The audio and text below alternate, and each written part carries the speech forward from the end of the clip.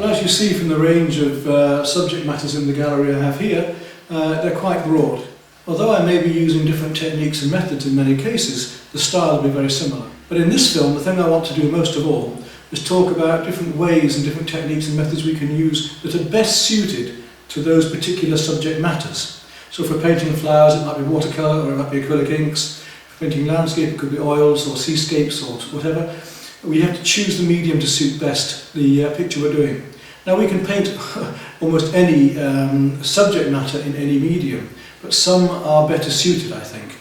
And this is what this film is about. This film is to show you some different ways of using those different mediums that will make life easier, or be more suitable, or will be more effective for those particular subject matters that you've chosen.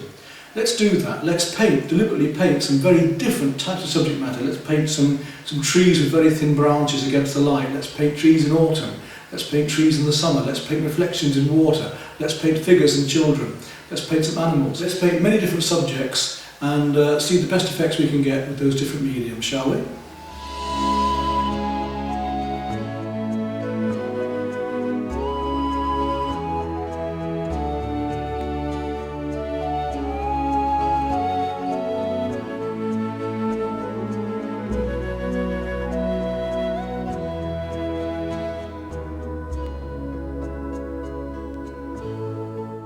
And you do need to have some technical expertise. You do need to know about colour, you do need to know about colour intensity, about the colour circle, about tones.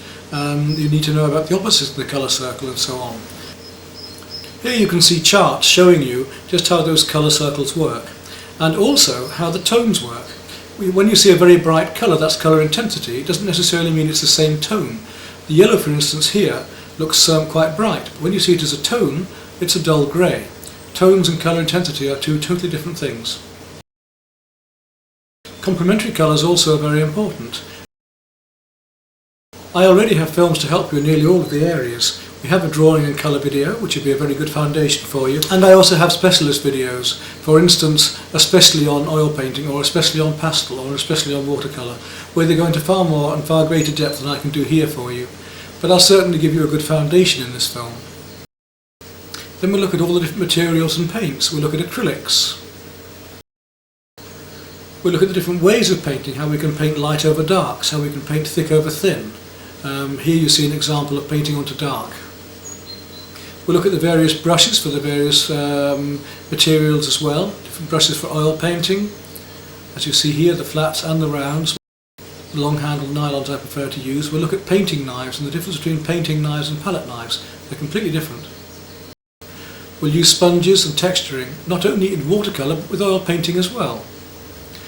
And the peripherals to our painting, palettes and different ways of using those palettes, different materials for the palettes. This is an old traditional wooden palette, but it might be that you just use, as I do, 2 pieces of perspex, quite adequate, as you see here. We'll look at the colours that you might wish to choose to stock up your palette with.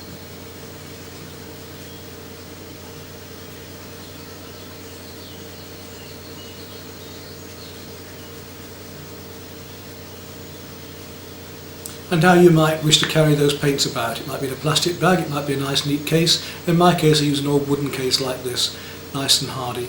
And then when you finish your painting with different types of varnish, I would advise normally a retouching varnish rather than a mastic varnish. You can get all sorts of different varnishes from matte to glossy. The acrylic inks are very, very useful. We'll show how they're used.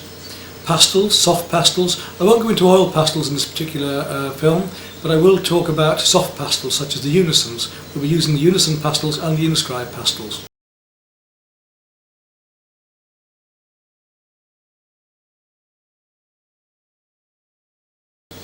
And you can see the wonderful range of colours that they have.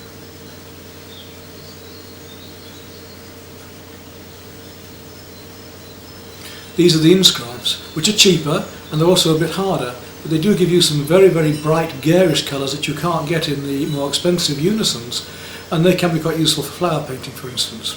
How you store your pastels is up to you. You may wish to put them into a nice neat box or have them in the box they come in. Then we'll look at watercolours. Here is the palette of watercolours that I keep in. Now I'll show you in more detail.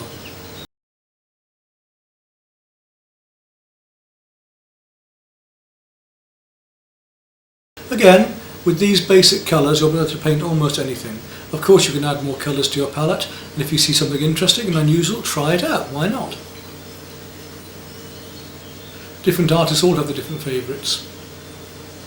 And again, we should be using the FW acrylic inks with watercolour as well, because they are water based. Once they're dry like acrylic, they're waterproof. This can be very much to your advantage as well. And then there are other things that we can add to watercolours.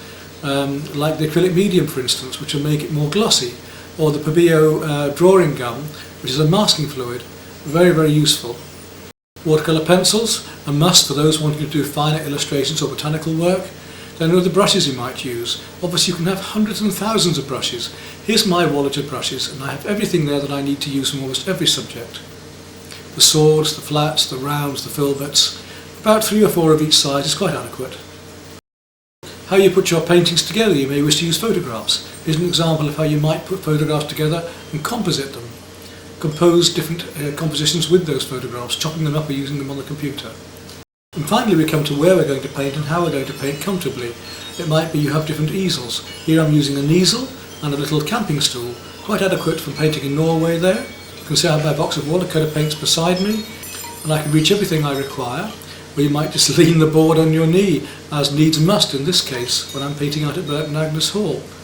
A sketching easel is very, very useful. It might be a metal one or a wooden one. I prefer the wooden ones because they're lighter and they feel nicer for me. Again, you see the sketching easel here. All sorts of wonderful situations you'll be painting in, but do make sure you're portable, do make sure you're comfortable. So a little camping stool is very handy to put over your shoulder. If you're closer to the car, of course you can take a deck chair with you. A big studio easel is needed if you're going to handle larger canvases or there's a lot of wind. I've even tied my sketching easel down and put camping pegs in as for a tent to hold an easel down in stronger wind. Here we are in Switzerland, and what wonderful places we can get to paint, whether it be in the mountains, whether it be in a valley, or whether it be looking over the sea.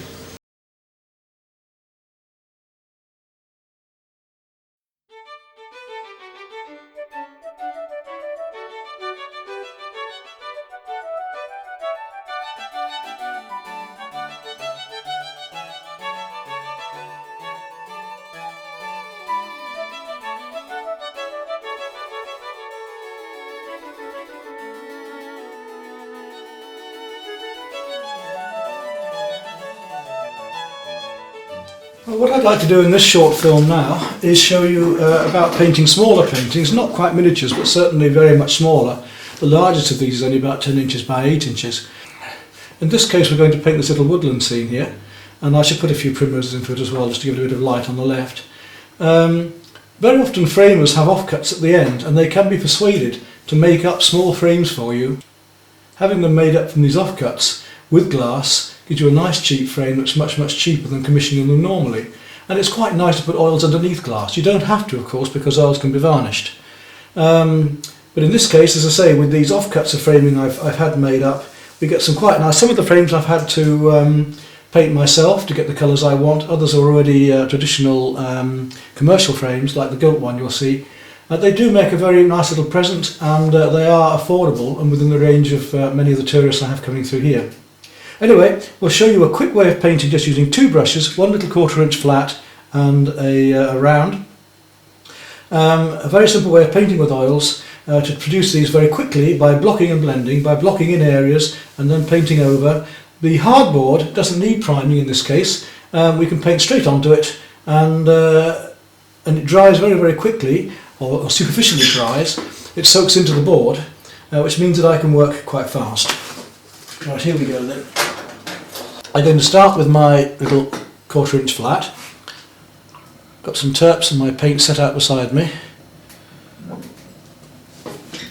What I want to do first is just work out the composition. You'll see how quickly this paint dries into this. So just quickly, a very basic composition to see where I'm putting what. The river comes along here. Just to draw it out. I don't need to use pencil for this job. Right, I want to start off with this light colour behind of the sunlight coming through the leaves. For that I'm going to use white and some lemon yellow, because it's a nice cool yellow for that background. So you see how easily the paint can be applied. It soaks in very quickly, so it uses quite a bit of paint, but I use it quite thinly with the terps, as I don't see any point in priming this board for this job. Don't need to. Beautiful golden sunlight coming down. So you see I've let the lemon yellow get a little bit lighter there. I'm going to go back to my white again, add some of that to it. Much lighter down here. As the sunlight comes through, we can get the effect of these leaves and branches here. Right, now before I start painting any more of the green leaves, I want to come in with the trunks of the trees here, which are a mixture of greeny greys, because they're in the sunlight and they're not that dark. So I'm going to take some cobalt blue for the moment, for the darkest, and a little touch of burnt umber. But for the moment I just have to paint these darks in here.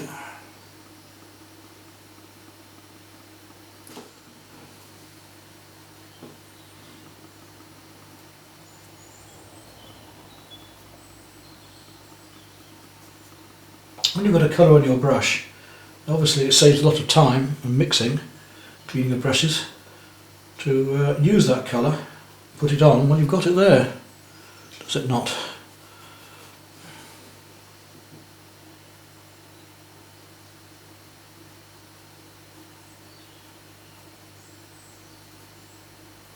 But this whole area here is going to have to be dark soon, but just use this bit for the moment.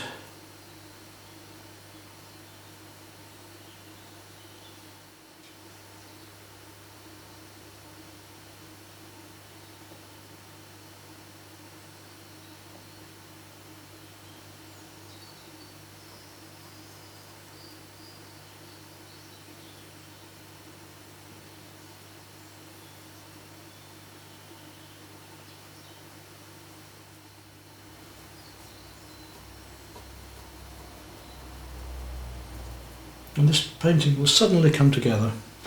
It'll almost suddenly finish as well, it'll just be there. So the hardboard just showing through, so I know where I'm going to put the other objects.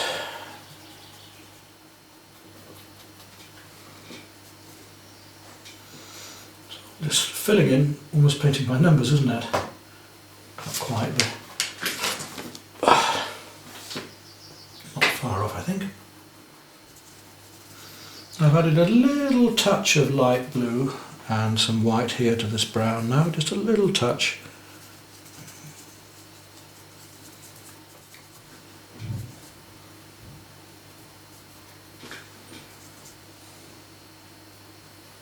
Look how fast we can work. So I'm going to use some white, some cobalt and the brown again, a little bit of rose into there, just to give me that blue-grey of the shadowed birch tree here.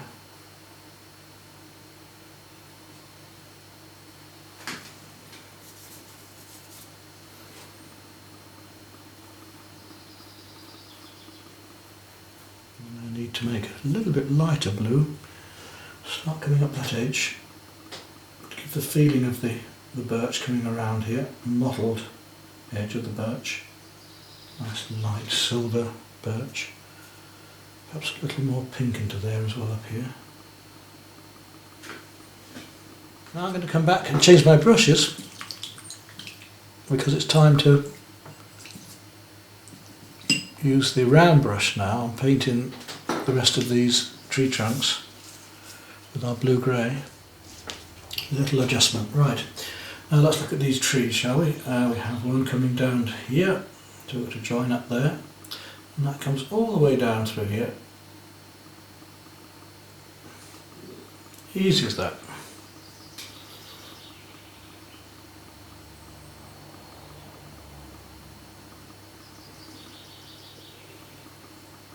A lot of these in the background, some of them are a bit bluer, so I'll put a bit more blue into there, I think. I'll have a mixture with a bit more blue in. I'm going to put a bit of cobalt blue into my mixture there now.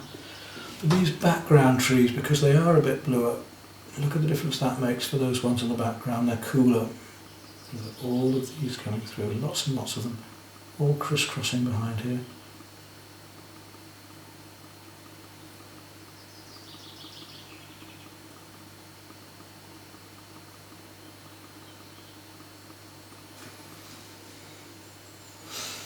If we get the paint mix just right, nice and fluid, plenty of taps in it.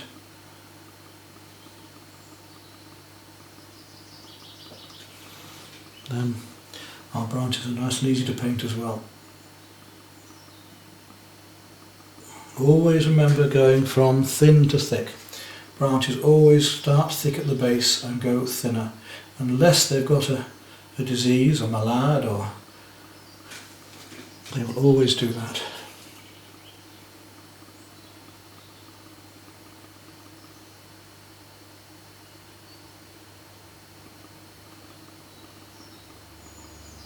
If we let the paint go a bit thinner and lighter as the cream picks it up, you can get some even more distant effects. So the cooler colours always go to the background, they always push backwards.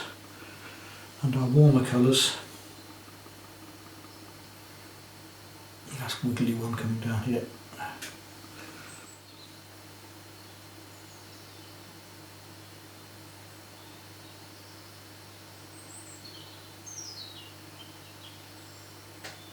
Perhaps you can hear the little robin in the background now singing just outside.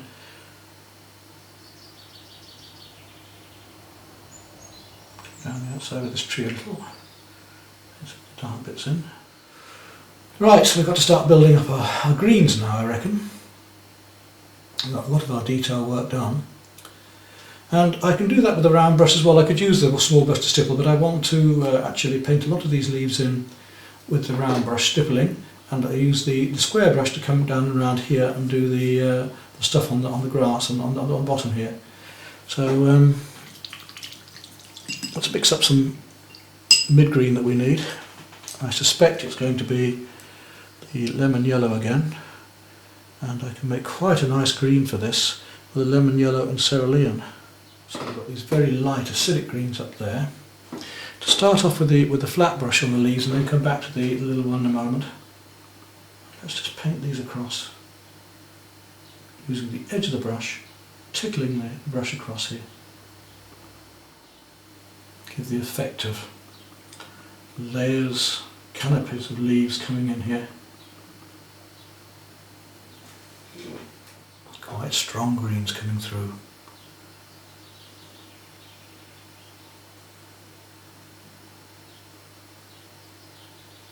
I need a much darker, warmer green, so I'm going to add that to some of the brown we made earlier. You see we get a more mossy, bit more blue into that. And a stronger yellow. Instead of using the lemon yellow now, I'm going to use some cobalt blue and some chrome yellow. Look at this lovely mossy green we get, into which I shall also add a bit more blue in a moment to make it even cooler. But just for the moment, it's giving me just the green I want. So cobalt blue and chrome yellow. Get this lovely deep green here. Moss. Used to have a glaze called Misty Moss that came from Wenger. It's a lovely name, isn't it? Comes down that old birch tree as well.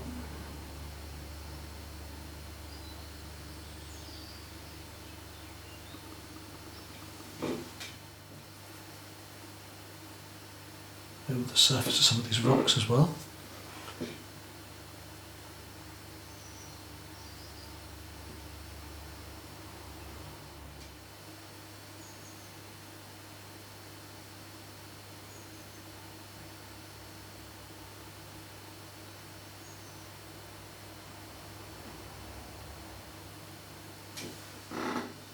I'm going to take some emerald green now. It's a little bit stronger because I want a few more, much more greeny, bluey greeny leaves amongst this to make those ones I've done seem warmer. Remember, if we put a cool next to a warm, the warmer seems warmer and the cool seems cooler. So if I start using some cooler greens in here now, like this, look at the difference that will make. I want them cooler still. I could add some more blue to it, some more cerulean, say. But I don't, this is fine.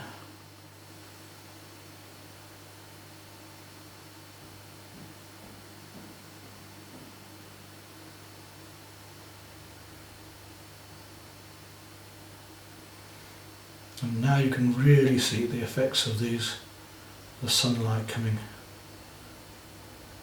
through into this. I think it's time now to come down to the river and start looking at these blues that we've got in here. I'm going to use a flat brush at first, just to do the basic blue-grey background. Choose cerulean for a lot of this and play with my different warms and cools. Just I want to cover at the moment these browns up,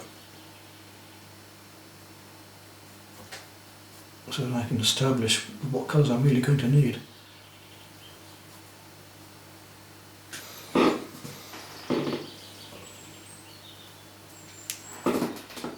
Cobalt this time, a little white.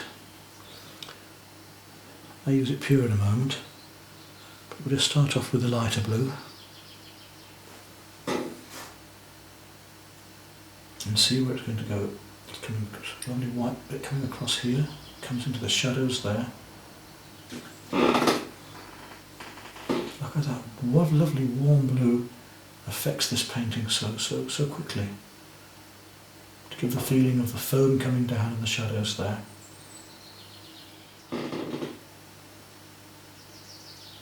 I love these sorts of places anyway. I mean, I just like to sit there and paint. I should go up there soon because we'll be trout fishing up there soon. But it's a beautiful place to be. So our nice blues there. Let's take some ultramarine now. Much stronger blue, one of the warmest of our blues. And just establish some of those amongst this and see what difference that makes. Now you see again the difference that makes. Going a much warmer blue still. Now we're just playing with these really nice warm ultramarines now.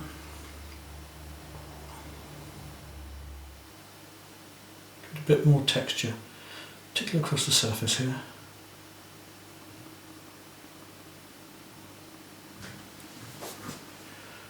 Look where else it is in the background here as well. As I say, once you see it in one place, you'll start to see it somewhere else, and we do need to link these colours through. We're going back to the cerulean, and we're going to add a lot of white with that, and look at how that can be brought in to catch the light, cascading over into these light areas of the water. That foam swirls down there.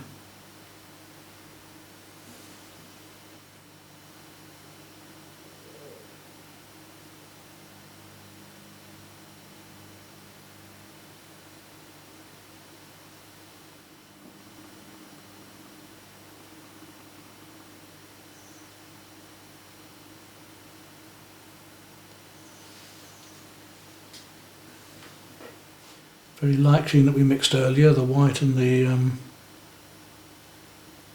yellow. And let's just see what highlights we have catching bits of stone.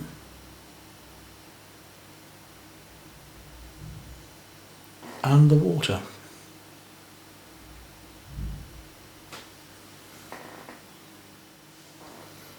Get the movement of it.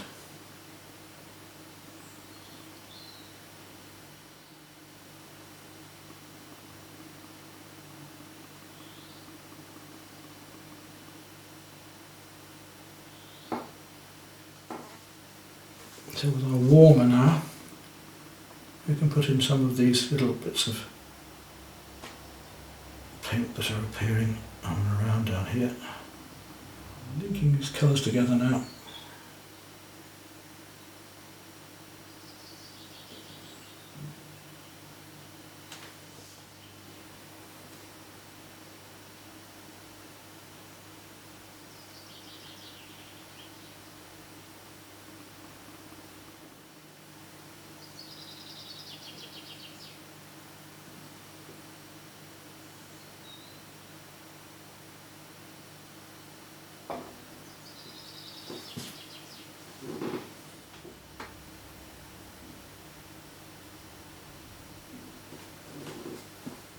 Like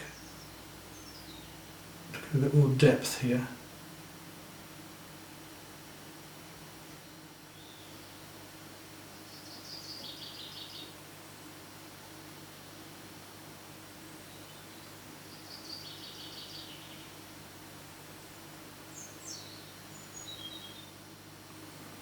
So the time when you could just fill and pull a few more colours out. I wanted a few slightly deeper blues in there.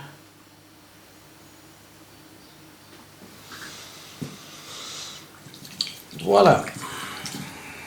Now let me show you the other ones that we've already done.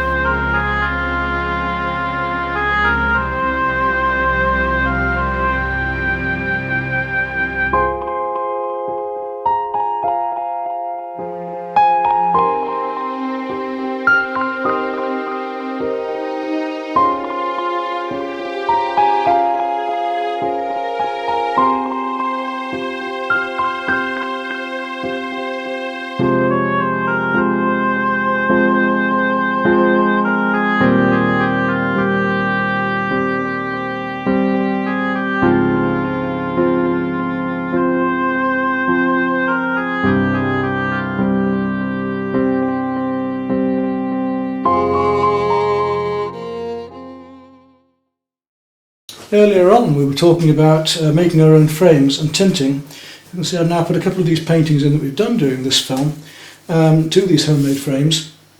Quite cheap ones that I've purchased, either been made up from offcuts of moulding or even a cheap photographic one here. Now this one's flat. These ones are easy to colour wash because you can drop the colours into the actual bands of the moulding. This one being flat's a little different. What I want to do with that one is take a bit of sea sponge and get some of the texture off that and just come in and texture across it with the dark to get the darks back again on this, and also it'll play against the texture of the painting. And to overdo it, so be careful. Be careful that you also angle the sponge at different degrees so that it doesn't all look the same.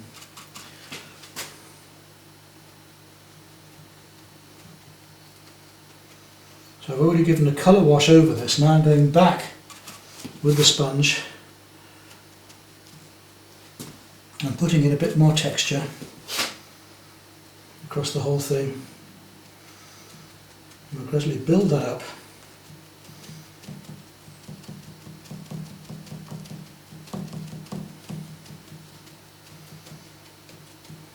until we're happy with it. We shall actually be using this same piece of sponge later to do some watercolour painting with.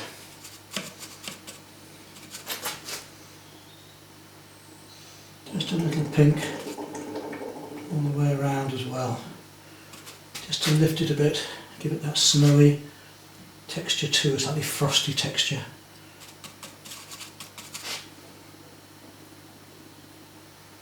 Around here, a bit of white into that. Look how effective that can be to lift out the colours that are in the painting and make it very much more about the painting itself, you see. That's rather pretty, isn't it? So you can see how that's done. There's our sponge and the texturing just going on around the edges, just to lift that up a bit and make it work with the painting itself.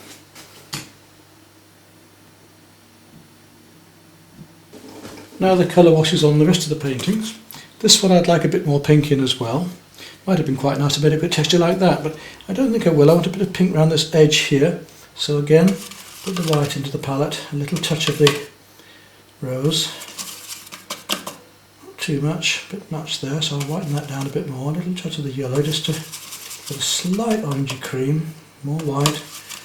There we go. Now plenty of water, because we want this to go on as a thin glaze, so we can wipe it down with a sponge if we need to. And then around this edge, and already that's softening that right down because it was far too stark before. I thought the dark would be alright, but it wasn't. Go right the way around here.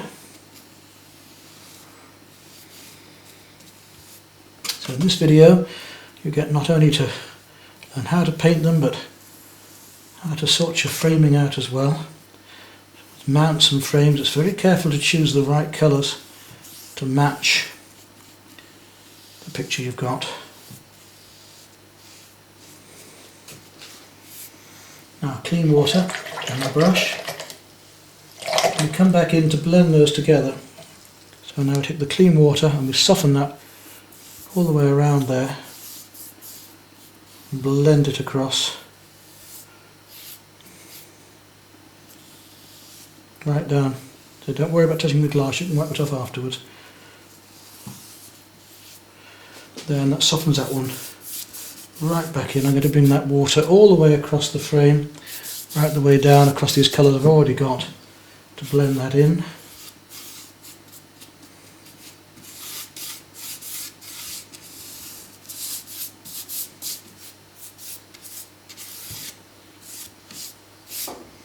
And that suits that painting a lot better. Now this one, I'd like more cream in the centre because I've got that lovely cream coming from behind. The moment's a little bit too dark, so we take our white again and a little touch of the yellow.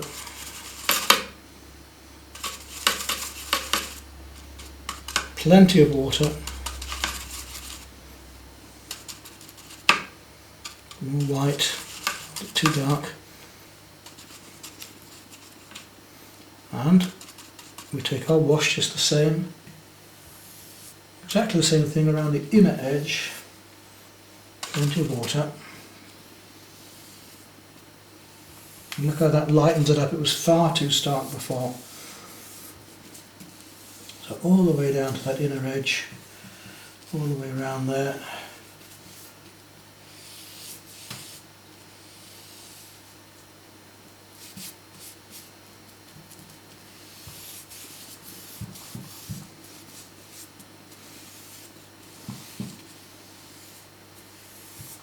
And now the clean water job again.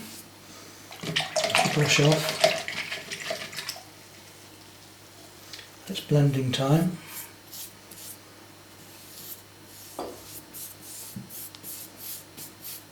Gravity will do some of the work because it will let these paints drop into the recesses of the moulding all the way around.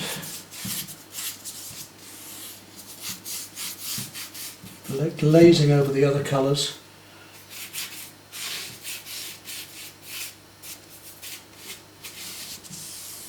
And there we are, quite effective.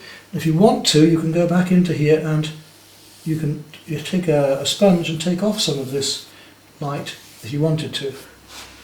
on the inside edge, but I don't. I think that's okay. But there we are. You can see the difference in those. Now each of the frames is now painted to suit the pictures themselves. I have 3 totally different frames, each one to suit the painting that it's made for, and the colours to match, just like you would with a mount.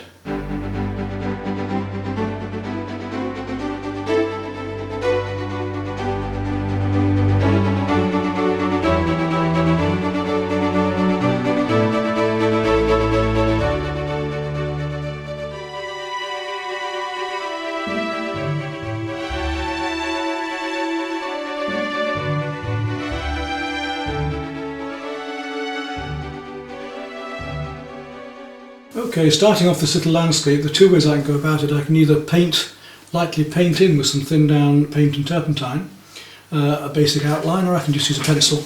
In this case I'm just going to very quickly sketch this in. Don't want too much detail. On the design I've marked some quarters and eighths just to give me some ideas of where they're going to come, so approximately a mark here and a mark here. I know that this bit of mountain here comes down across in line with that one there, so halfway, quarter, down to there, and that already gives me where that bit of hill is there. And once I've got one established, I can almost just carry on straight through.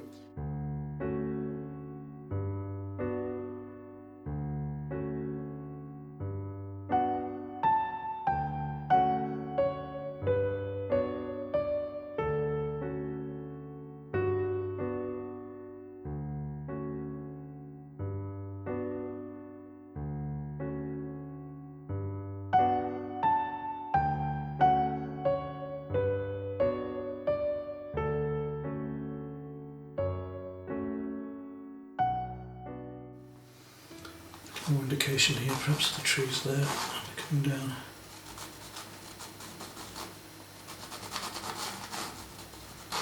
There.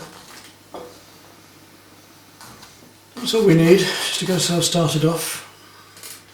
Well, we're going to start this oil painting now of this River Lot Gorge, and there's our palette. The method I'm going to use here this time is to paint all the darks and mid-tones in first, and then gradually work my light tones up at the end and the sunlight at the end. And we're going to get this wonderful effect of distance, so I want to play with my darks and mauves and violets and blues, all my paler, distant, dark underneath colours of this painting. Let me just show you an example here. This is the original photograph. And now you'll see a photograph where I've taken out the lighter greens and just left behind them all purple and blues. And those are the colours we're going to concentrate on first, and then paint these lighter greens over afterwards. So we'll work up all of these darker colours underneath the picture first. We'll look in the background to all of these mauves and blues and paint those in first. Having said that though, I always like to paint my horizon in on a landscape before I do any of that. If I've got my horizon colours and sky, then I know I can work all of the other colours to it and always make them a bit darker. I mean, in this case, a photograph, it bleaches out, so I'm going to make more colour into there than we actually see in the photograph. To start off with, I'm going to use a fair size brush. I'm going to use my 1/2 inch flat. Take some white, and into that white, add a little lemon yellow, nice cool yellow, to make a cream. I'm going to start my sky off with this cream all the way across here. It looks very dark at the moment because we have a white canvas. The other thing is it's a bit annoying as well, is that with a soft pencil that tends to come out in the paint a bit as well. I'm going to paint very rapidly, just as I would if I was painting out of doors. Now I'm an impressionist, so I like to work with broken colour. I like to work one colour into and against another. So that, for instance, if you want an orange, rather than mix red and yellow, you put red and yellow spots together, and that will fool the eye and make it far more vibrant. And this is the sort of effect I'm going to have in the sky. I'm going to put little bits of colour into this to get the effect of a nice vibrant French sky. Now I'm going to go to my white and a little touch of primary red, which is going to do a nice light pink, and again just dab that in short strokes, letting the yellow shine through cleanly. Look at the lovely broken effect we get with that. my cerulean and white. Just blend it down to the horizon there. And as I come through, I'm actually going to take a little bit of emerald green now.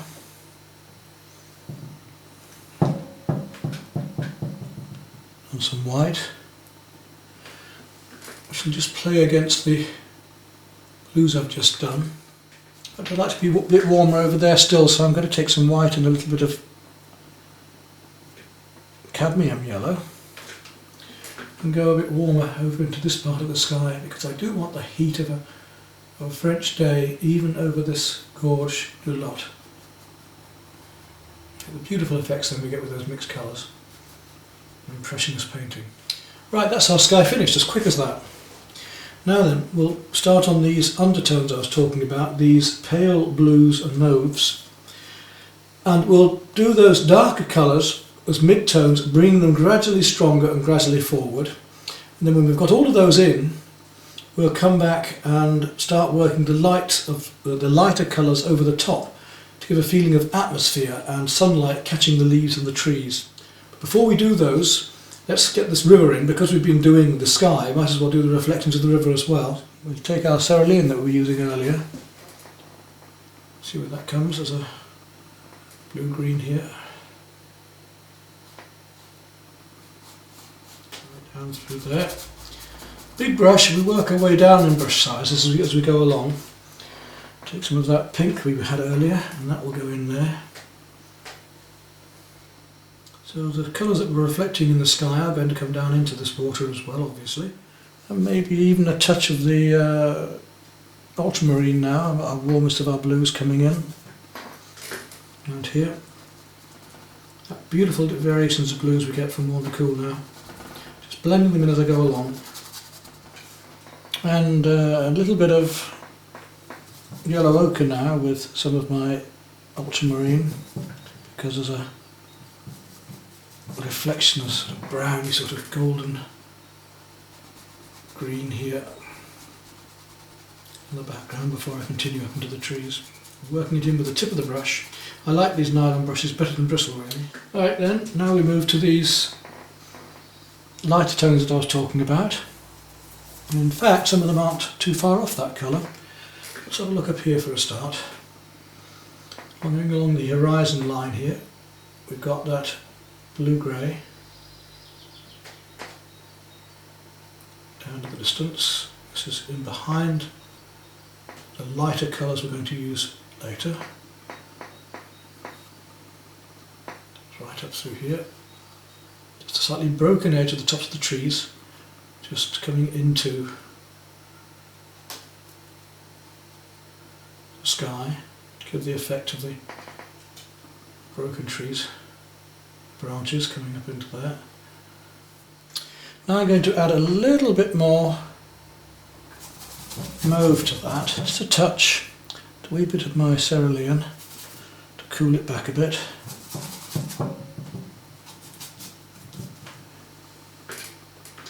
You see how dark we can go with that in a moment. This is going to be my cool colour for down here. I'm going to add more to that later. This is my shadow colour for this area. So I'm going to paint all these darks in. That seems a bit strange to you at first. I'm going to leave some little light areas in between. This is where the light areas of the trees are going to be later, because it leaves my drawing so I know what I'm actually, where I'm going. Down there. We'll put some more darks in later, but we just want to establish where all these darks are going. So again, the same rose to make a purpley colour. Back there, quite a bit more blue, so we're going to add more cobalt to that. And a little touch of yellow ochre just to come into fraction. This is giving us our background, our deeper tones for the shadow in the trees here. Now again, it's quite dark, so I've got to take my ultramarine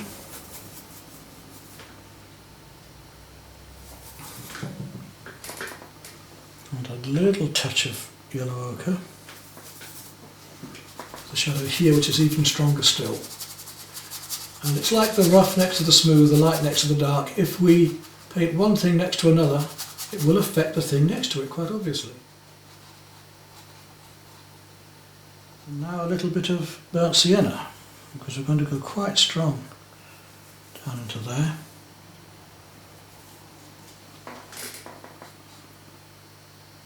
And you can see the difference that's going to make.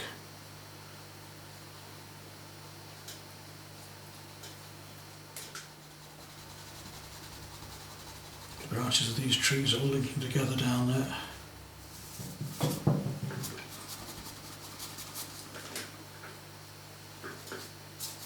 And these darker greens up in here. Paint the right colours and the right shapes in the right places, and the whole painting will just appear in front of you as quickly as this.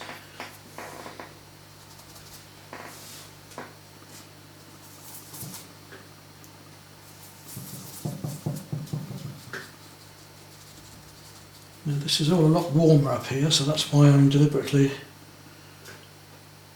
using more yellow ochre in this area, because we want to draw the whole thing forward. I'm still doing my mid-tones and my darkest at the moment.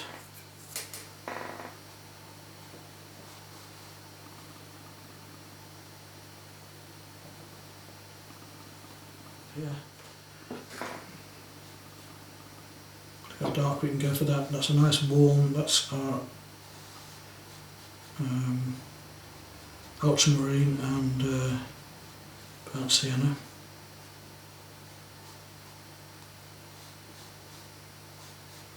Just to establish some of these darks where they are here. And use my chrome yellow and a little touch of cerulean blue.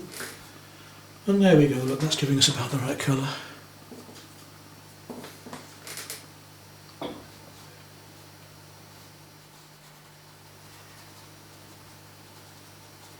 Get rid of all the bits of white canvas as soon as we can. A bit more of the cerulean there, a bit cooler in other words.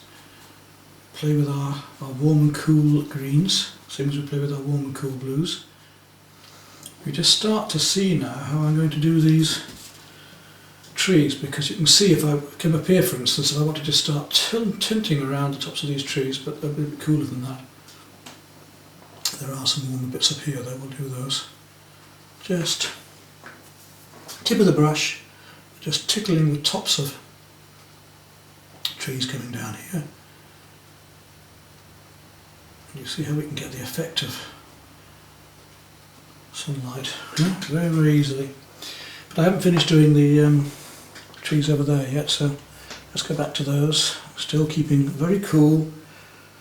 My list, I'm looking a little bit of lemon yellow this time and white, and cerulean blue, because I want quite a light yellowy green going on back here. And again, now we can just start to tickle in some of these treetops in the background. Just look how easy that is to do, and it's great fun, and we can get the effect of masses and masses of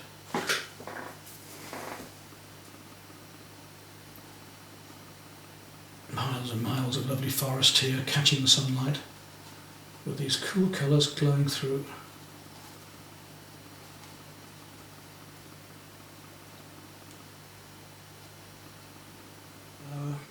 Chrome yellow and a touch of cerulean.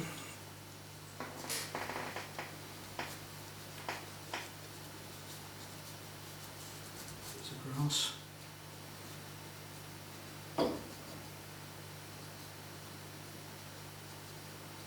Catching the light here.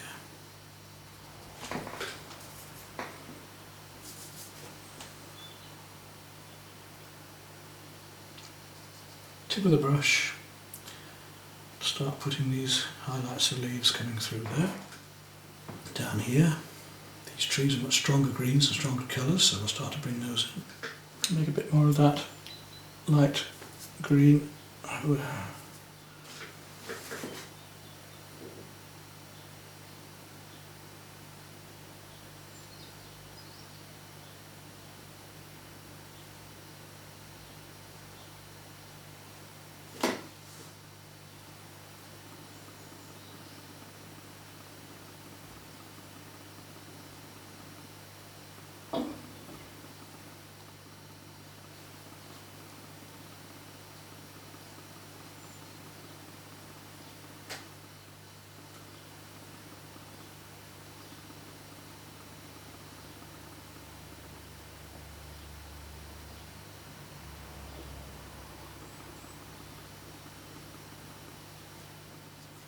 And we'll work our way now down through the background here a bit more.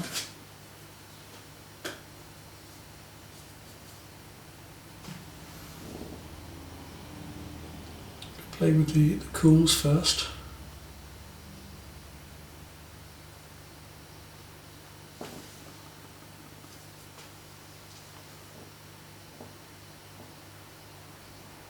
Mistiness that's going on back into the valley here.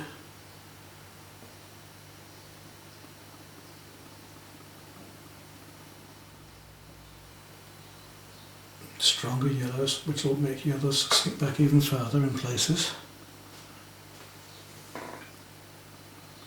It's very important not to miss out little bits of colour like this, which makes such a difference. And white can be quite a good, strong tips of the stones here, look.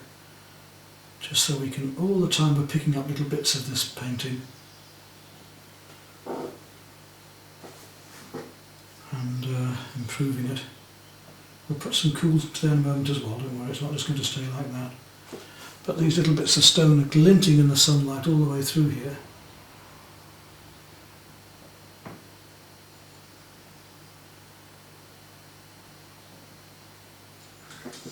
And we need to play some slightly cooler lights against that, so we'll take some of the light blue we made earlier and add a little bit of that across it, here and there. Again, to get a glimpse of light. And maybe even a touch of a cooler pink, a little touch of a very light violet here and there.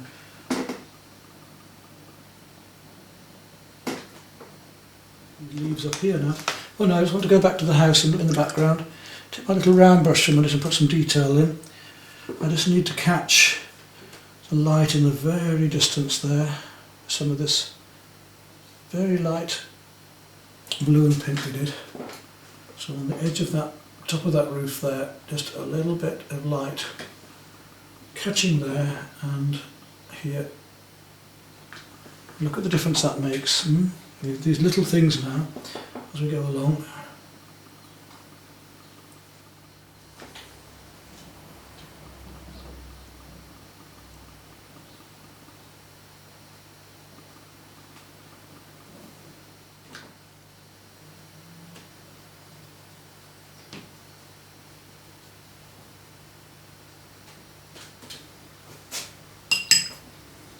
If we have the very darks there, then we've got to put in the very lights of some of these twigs and things here too, the details.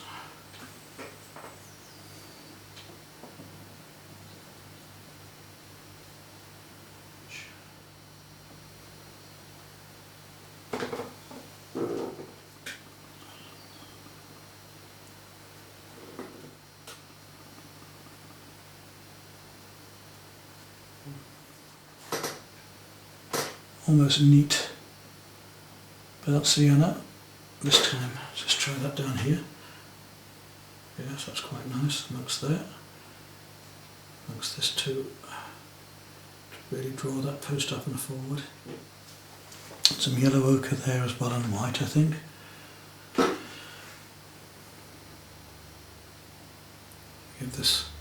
Lift this foreground right up. So we'll just finish off putting some lights here in between the trees to give the feeling of the light reflecting through here.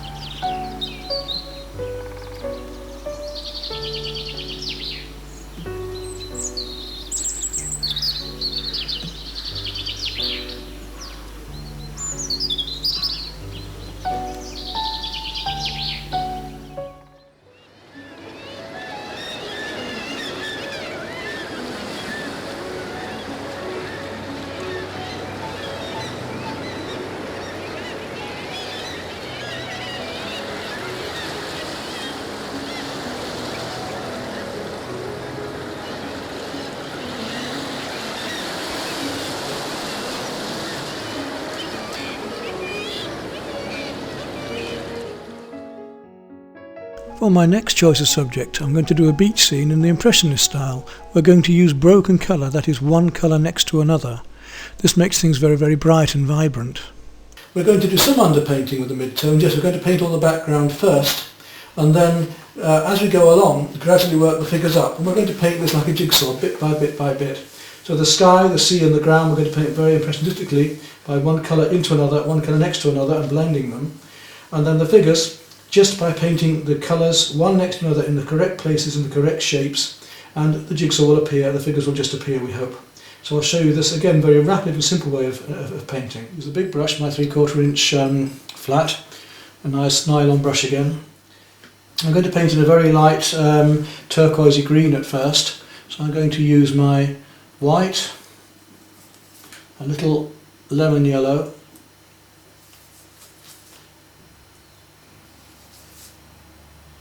and a touch of cerulean,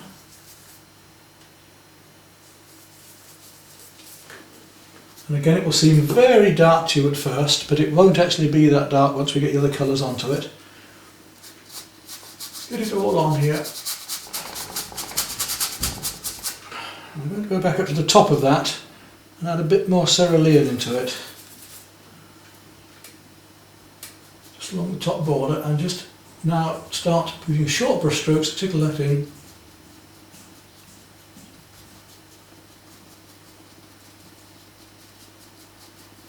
Because the cerulean is already a very greeny blue anyway. As I come down here, I'm going to add more yellow, more lemon yellow to my colour. You'll see why as I go along.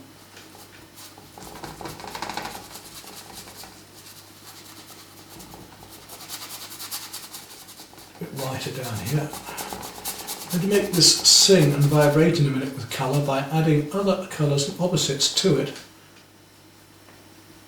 I really want to push this much beyond the photograph. The photograph is only a guide for us. The photograph isn't the be and end all, it's just a guide for us to play with in this painting. I do want that warmer blue. I'm going to need to put a thin coat of this cobalt blue on here, because I want quite a warm blue background for that cloud in a moment.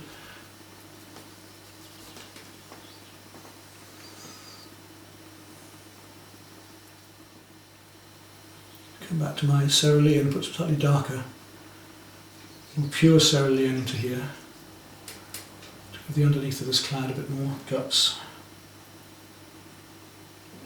Might seem a bit dotty, but it'll all make sense when it comes together in a moment. That's why I say I want you to see these techniques. A very light warm yellow with yellow ochre and white. A lot of white. Work into here.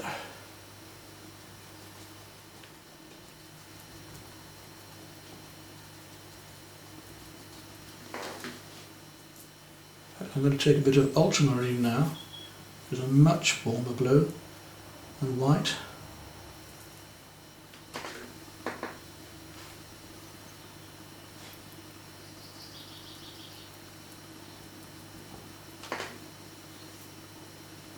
I'm going to come back and we're going to make it even more yellowy green by this time using a bit of the chrome yellow,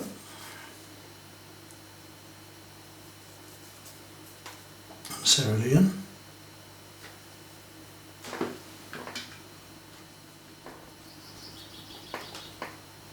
no other way we could get this sort of vibrance going on except for this pointillist broken colour technique.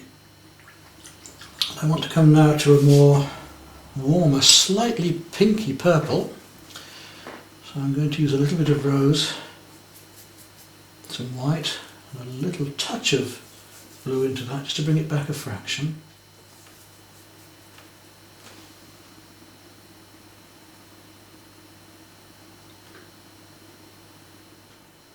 And I'll have to go back with a few blues into it because I've lost some of the effects of the blues that I wanted. Look at that at the moment. Now we come down to this area here, a very warm green. For that I'm going to take some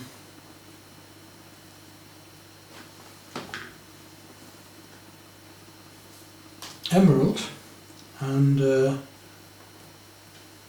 little cobalt and just make that slightly warmer still.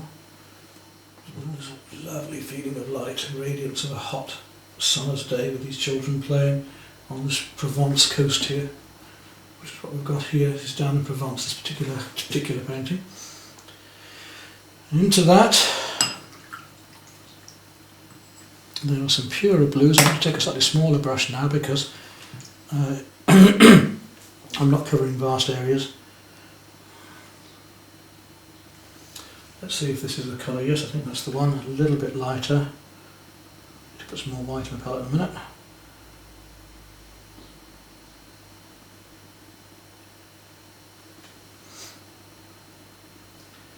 So that comes down here.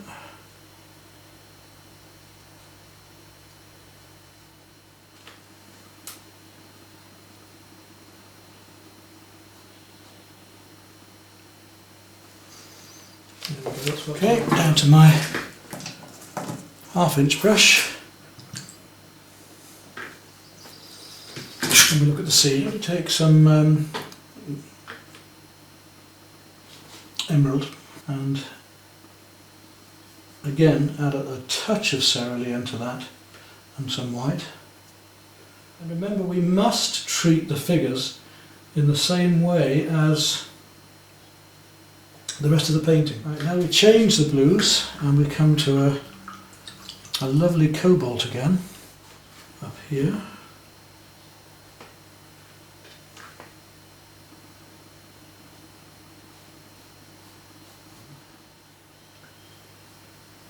You say, well, these colours aren't in the sea, but they are, and if you go and look there, you'll see them. You really have to look hard for colours. Lemon yellow and cerulean and white again.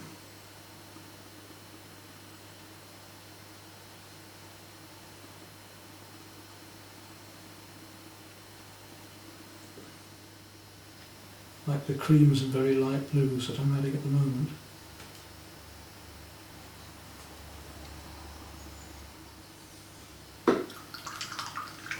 I just can't resist tickling in those sailing ships. I'm going to have to do them. They're driving me mad, twee as they might be. Right, so we want quite a light purpley pink up there. We'll just take this move of ours and flick in these boats.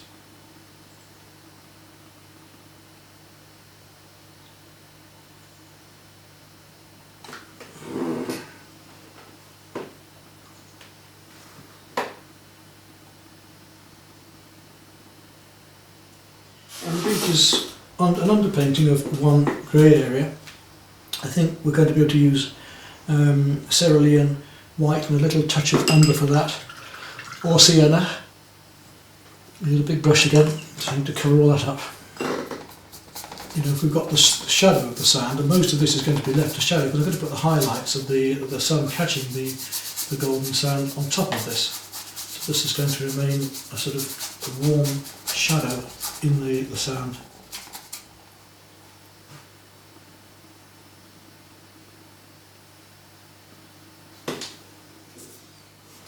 Right, so we've established our background colours here. Many of these other ones are just going to be able to block in bit by bit by bit, because all we're doing is the painting by numbers. We're just painting in colour in the right shapes.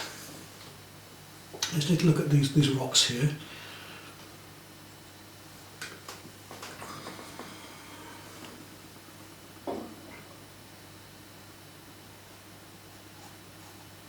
Start to feather them out, but there you go. Using our blues and greys.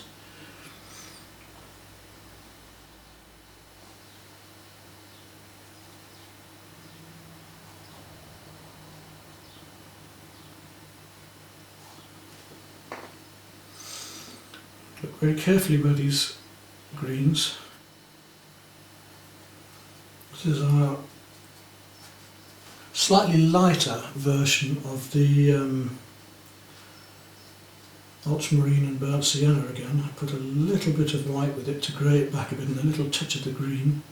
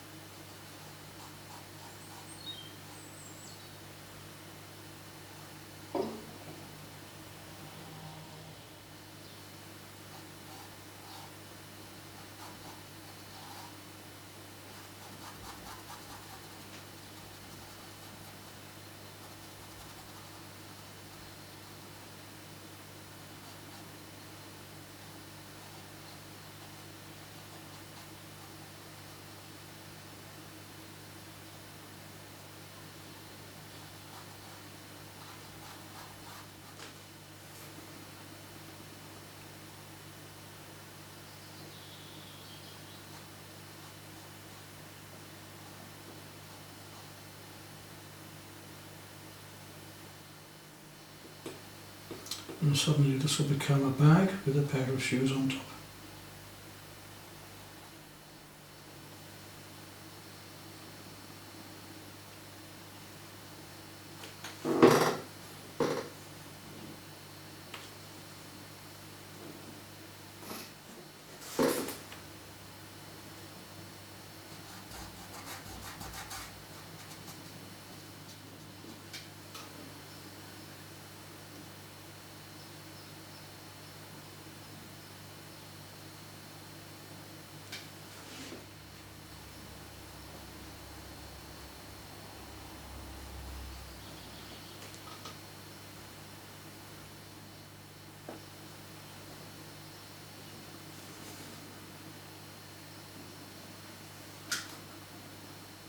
There we go.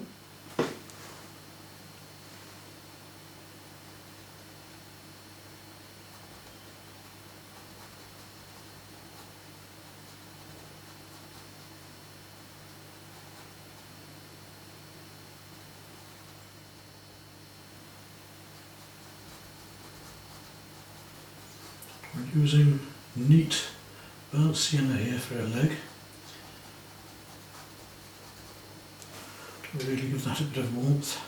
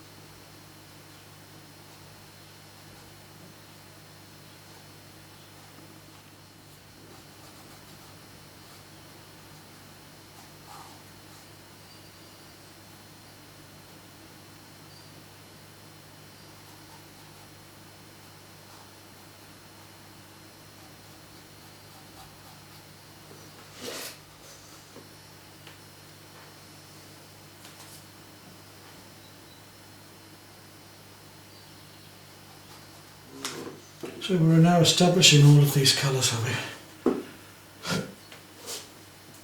Before we do the final light details.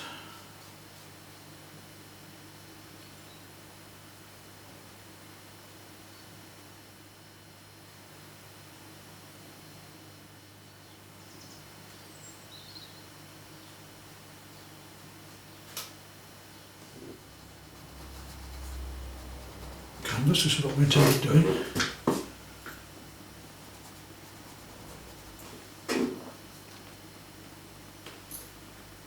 And now we're going to come down to our smaller round brush, and this is where we should finally start to pull the picture together more. We can paint around some of the edges. or if they're not quite finished,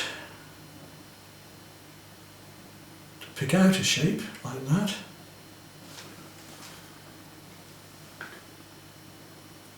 For instance,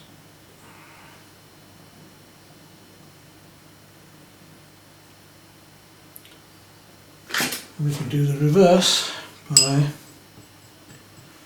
taking the light colours and painting those in equally the other way round.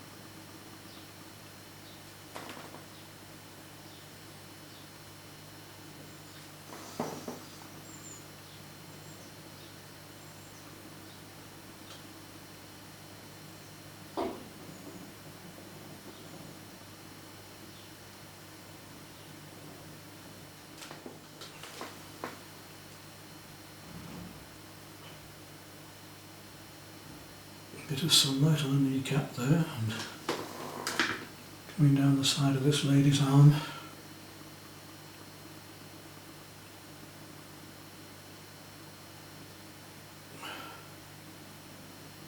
So into there.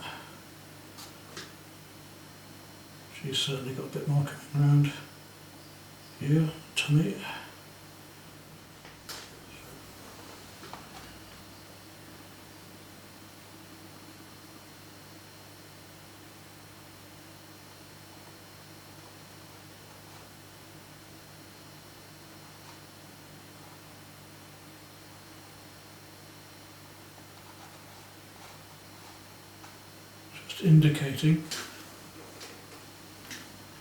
Just indicating, like I was saying, we're not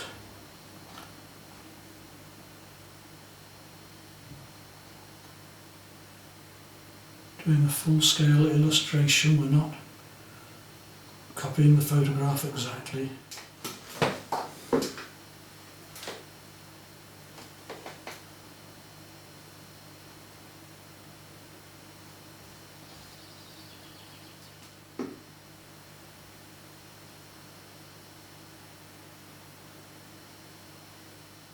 And a bit of purple and just darkening one or two bits in the foreground.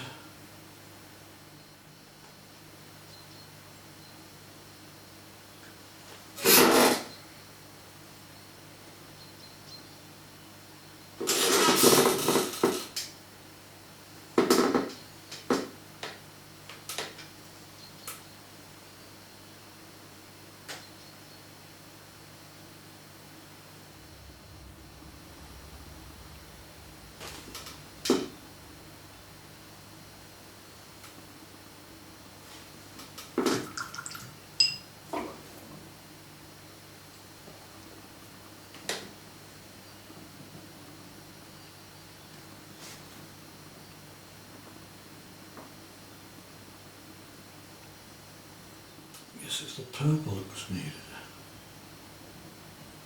Purple against the yellow.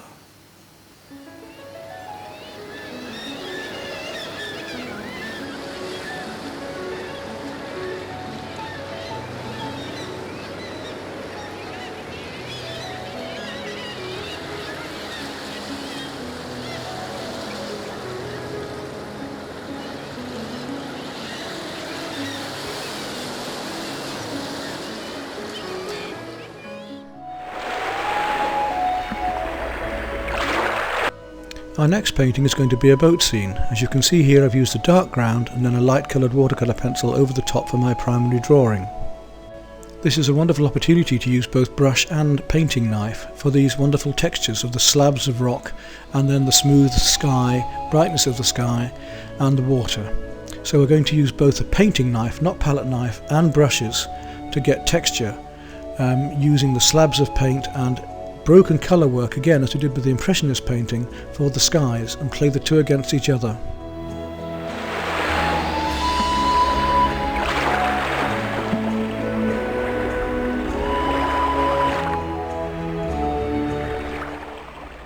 I mentioned we'll be using painting knives in this, not a palette knife. This is a palette knife, and you see it's a flat blade straight out from the handle. If you try to use that in painting, your fingers are going to be against the canvas all the time.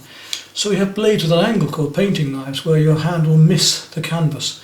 That's quite important. So these are for mixing paint on your palette, and these you can do both with, but they are actually for painting on the canvas as well. Now I'm going to use both painting knives and brushes for this. We're going to start up with the sky here and work our way down. I can paint that with a brush, or I can use a painting knife. I think in this case it would be rather effective to use the different textures together by using short brush strokes here in my Impressionist technique, and then come down to softer, more slab-like strokes here, gradually working down into palette knife work as we come down. And I want to paint the boat with a brush anyway. So we'll start off with a sky, and I'm going to mix up using some yellow ochre, a warm cream. I shall drop some lighter yellows into that later. So I don't need the dark canvas showing through on this bit at all, but I will use the dark canvas later when I'm doing these slabs of rock. You see how much this canvas soaks the paint in.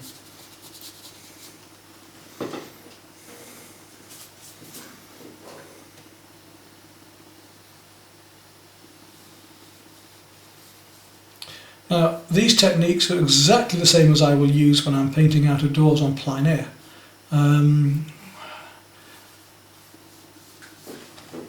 So what I'm showing you here, you can use either in the studio, or if you're outside painting, then this technique will suit you very well, as it's a very rapid way of working. This canvas is a cheaper one, there's a lot of tooth to it, so I'm having to work quite a bit of paint in. Right, now I go back to my slightly smaller brushes. I'll take my 1/2 inch and make some cream with the lemon yellow.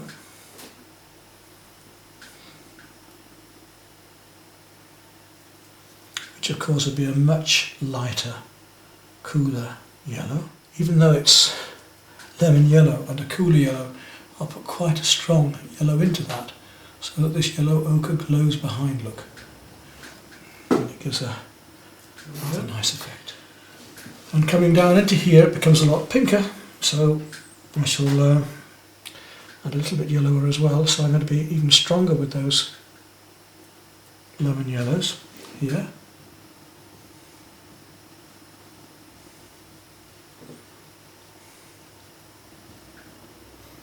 I suspect this is where the sunlight is actually coming in from. It's glowing behind this pinker cloud here. So I'll work our way up that. Then we'll make our nice rose pink. I'll take that same cream and just add a little bit of a rose to that. And we'll tickle that in down here.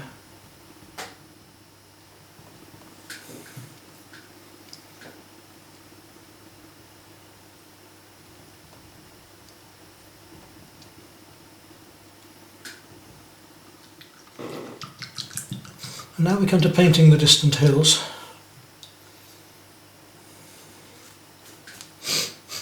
And we're going to need a slightly purpley blue for that, so I'm going to take some of my ultramarine and just add that at first. That comes up these mountain shapes here,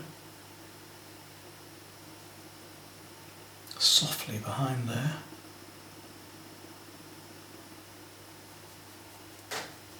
I'm going to blend that down, again in little strokes, as if there's mist coming up through them. So I'm going to go a bit harder in a moment with those edges, all the way along here.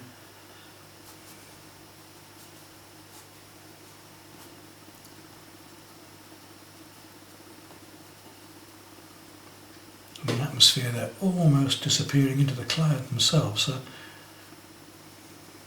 now a little bit stronger with that, go a little bit warmer with the blue, touching a tad of ultramarine now, and a wee touch of rose, a little tiny touch of rose, just to give it that little extra warmth. Let's see what we get with that. Yes, that's good.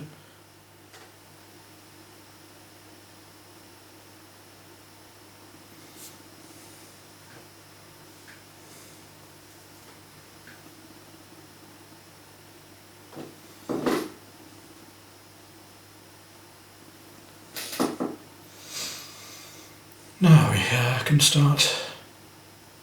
I want to work this bit along here. I think a bit more with the brush.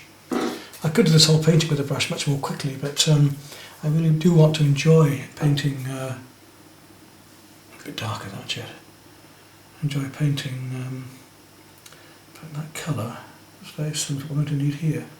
So I'll paint that in. Well, I've got the colour in my brush and it's actually mixed up. I'll paint it in. Why not? Ridiculous to have to mix it again later.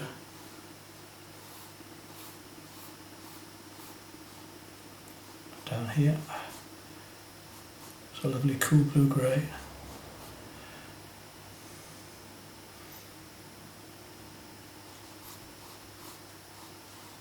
So it's the ultramarine, a little touch of rose, a wee touch of cream into it. It gives this lovely light mauve.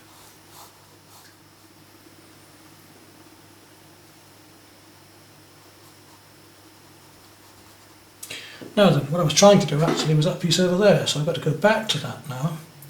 And I'm going to take a little bit of burnt sienna with my cobalt blue, and then a touch of my rose, just to take that colour back a bit, because it was a little bit too bright for back there. Let's try it now. That's a bit better. A little bit warm now, but I'll have a look at that in a moment.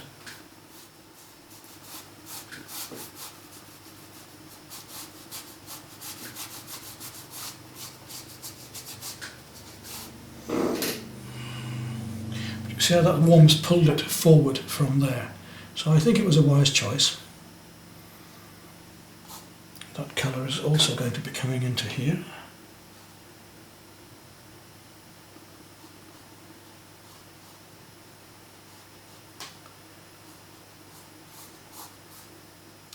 Now we're going to continue working on the boat in a moment. I'll need a smaller brush. Just go back up to here a minute, where I should be just playing with one or two slightly more cools on the edges here. So I've just got to come along here, tickling in that edge with the brush. I'm going to come down to my little 1/4 inch now. It's getting a bit tatty because I had a lot of use of the past few paintings, and there's a very deep line up here which I'm going to do with ultramarine and some burnt sienna at the moment. The ultramarine will give me that lovely deep blue I need in that colour. It's got to come from there around this corner.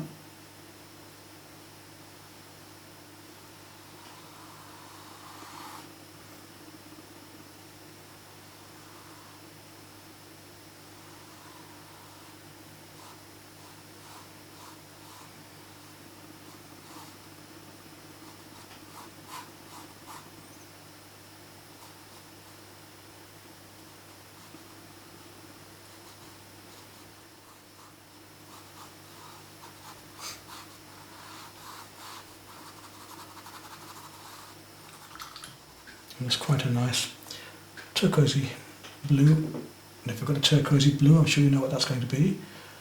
It's going to be my cerulean again, isn't it? Here. Quite strong. Going around down that bit there.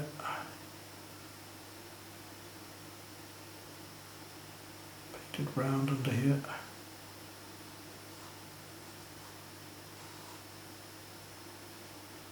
Right, now I've got to come down to the fine brush.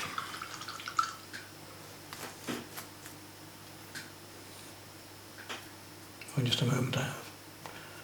Got a little bit more to do here because this area here is just a little bit thicker than I painted it.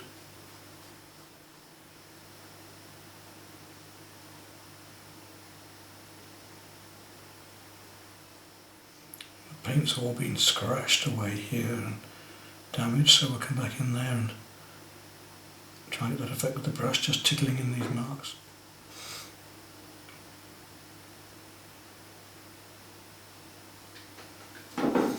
So let's get on.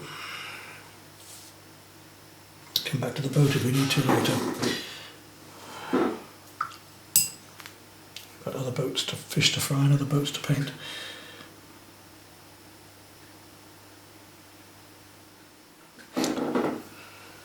Now we'll make up the colour for the water. I'm going to start using the painting knife now. So I'll take a slab of white and a little touch of yellow ochre and mix it up on the palette. We'll test that out. It's very bright at the moment. Just see how it's going to really make it glow down there. And we can put that on with the knife, any part of the blade you like.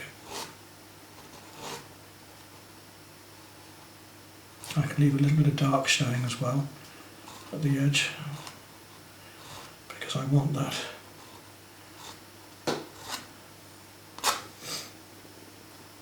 slight dark edge for the water.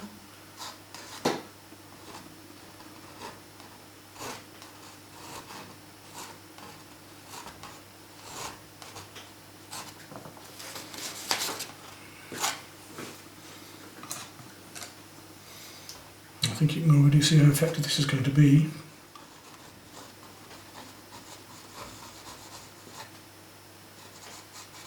Some cerulean. I don't turn it into a green now because if I mix the two together, because yellow and blue will make green, but in this case the yellow ochre is quite forgiving with cerulean.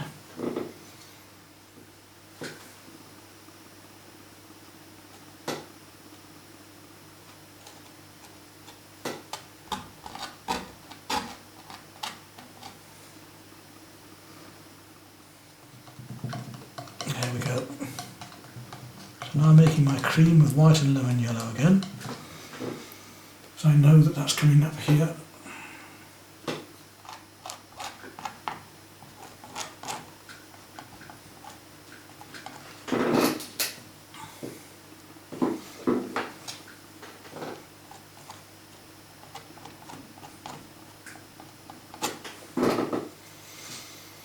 And it's a little bit more orange, so we're going to take a little bit of cadmium into that now. It's a little bit warmer than the rose. I mix that in with my cream I just mixed. Make sure it's well mixed so you're going to get streaking going on. If you want that effect, fine, but if you don't, not wise. And we'll just bring some of that rose down. A little bit stronger warm down into here. A tad more I think actually. I thought it was going to be too strong, but it's actually not.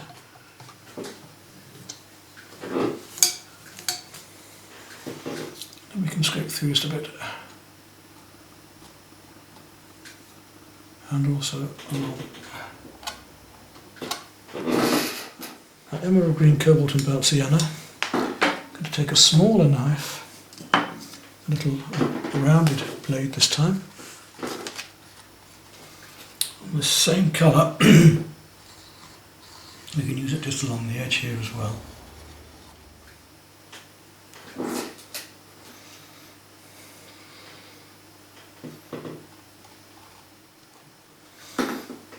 Up here, very dark area coming in fact.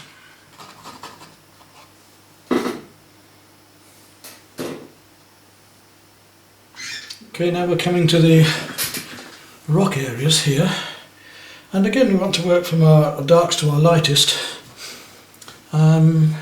Which palette knife shall I use for these? Well, I think I'll probably use my big chunky one again because I can get some nice rock effects there. Let's start with our cooler colours first. So we'll take some of my nice ultramarine again. As it goes back there, it gets a bit cool. You don't have to do too much of this colour. It's not penny a yard, as we say. You have to use it very good.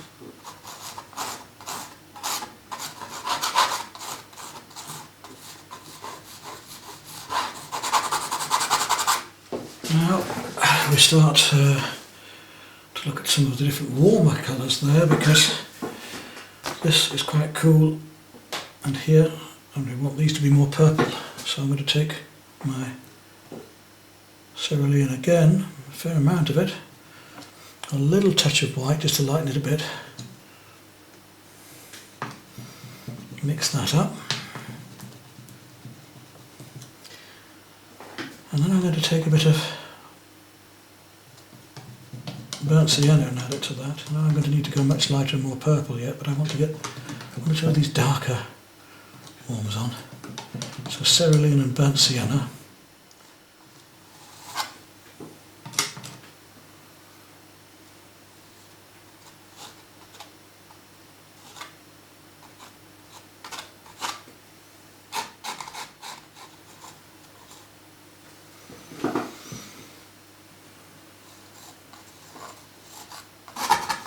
Colours in there.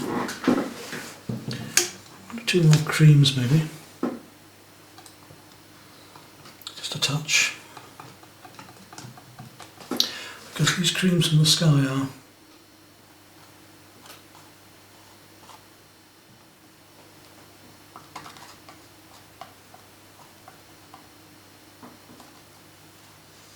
now in this mast, which is a lovely deep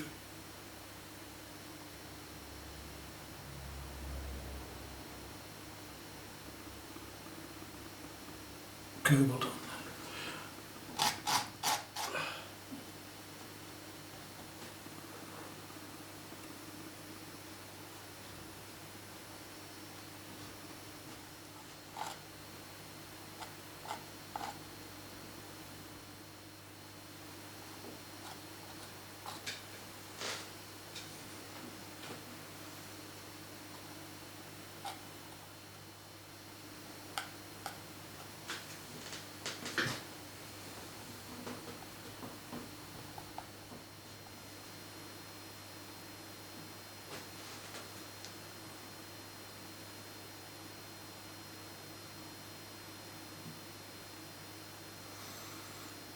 And so we'll finish our painting there, I think.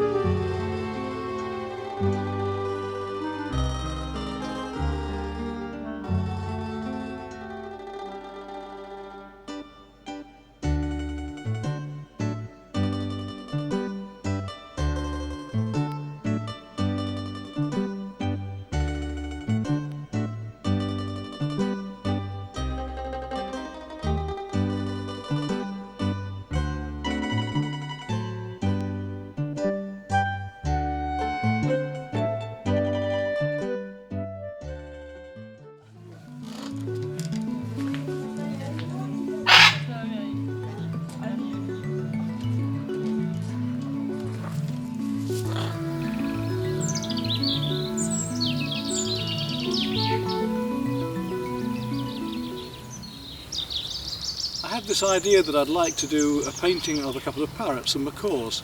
I saw some at a zoo last year, and the colours were so vivid, so wonderfully bright. But what a wonderful idea to use acrylic ink with those, and maybe a watercolour background. So what I hope to do for you now then is a pair of macaws, and I'll use acrylic inks for the birds themselves and a wet into wet watercolour background. Let's have some fun doing that, shall we? So this is the composition I'm going to do of these two macaws, and we're going to try the acrylic inks. In this case we're going to be using these nice FW ones. They're very strong, they're water mixed, but once they're dry that's it. So if you want to work into them you have to keep them damp all the time. A little diffuser or spray is useful for that. We can put them into the ordinary plastic palettes and use my watercolour brushes with them and water. As I say, just make sure you clean everything really well, because like acrylics, they are acrylic inks. Once they're dry, that's the finish, you can't move them. But we can use them in just the same way as we would with watercolours. Right, let's get into this then, because some wonderful bright colours to use. Here are a couple of the birds that we're going to use to paint from.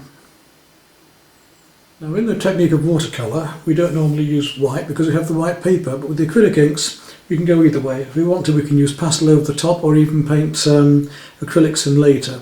But we still will start with the lightest and brightest colours so they stay clean. We can drop one into another or one next to another. I'm going to start here with these yellow areas around the bird's wing, and into the oranges. And I'm going to actually drop some of the red into those yellows to make it a much brighter, stronger orange, to give them a much stronger and brighter effect. And use one colour into and next to another to get wet into wet effects as well. This is like the bird's feathers. To control that very carefully, we call those things controlled accident. First of all, we'll take a bit of our yellow and just drop it onto those areas, not wet into wet yet. Some of the lighter yellow, my lemon yellow here, nice and clean, and drop that into these areas of the parrot that we want that colour to be in. Thorough coat all the way down of the lemon yellow.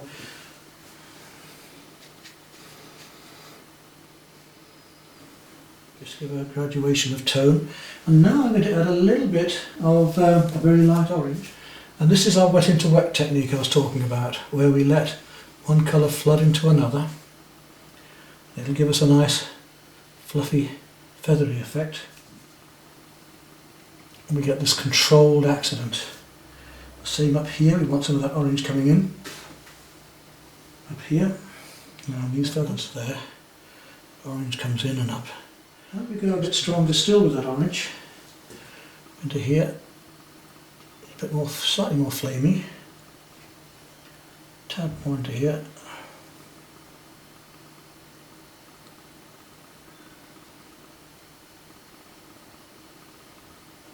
Just these indications here. Now, while that's drying off, we can start to look at these yellow-green areas here. And if I put in the lemon yellow here and then bring some of my turquoise over, so if I take some of this lemon yellow and put that in on these areas of the parrot where it's slightly greener, and add some of the cerulean into that, it will give me that green. And I have got the greens here I can use as well. But let's be nice and fresh and actually mix our colours too. We'll take our lemon yellow, and because we're working downwards it's not going to flood back up into there. We don't want it to flood into that one either. That's drying off now anyway. If we paint wet next to dry, then it won't flood into the dry area. So we have to be careful that we time these things just right. Now, if I take a little of the green, add some blue in a moment, so we'll just tint in some of our light green here. If we want harder edges, we can do that when it's all dry. When the thing's dry, we can paint wet over the dry and get a harder edge. This is giving us soft edges at the moment. That green comes down there, onto his breast. And while this is still wet, we'll just tint a tad of that green into some of the shaded areas of this, just to give the feeling of some shadow into the bird here. We'll take some of the turquoise now, and the turquoise with the lemon yellow will give me a green anyway. So if I start to bring that turquoise in, look at the beautiful green we get here now. Because it will mix for us as the paint is wet into wet, and this turquoise will actually give us a beautiful turquoisey green. It would be difficult to get this sort of freshness if we tried mixing that and then painting it on afterwards. These really are techniques you can only get by using the paint freshly. around these edges. You can see the variety of greens we're getting here now. While I'm on that and still on the turquoise, we'll use some of that thin down here.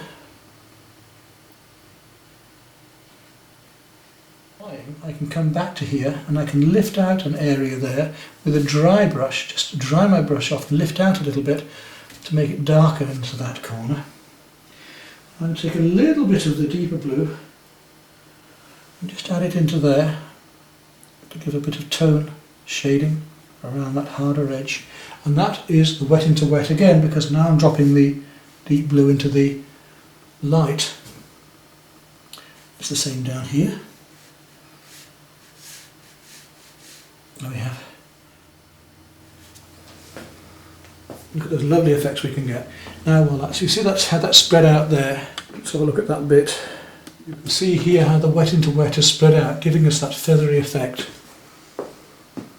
Okay, we'll carry on down with the light blue here, all the way down this wing. I only need one brush for this job, one number 6 in this case. I'll brush along with that.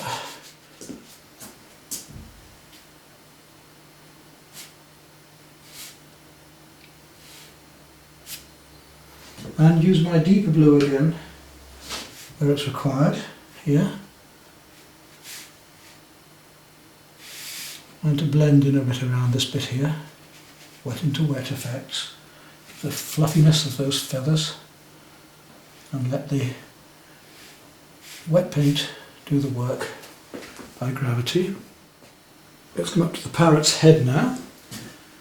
We can leave where it is white, in this area white, but we want to look at the green on top of the head. So again, rather than go straight in with green, I'm going to come in with the lemon yellow.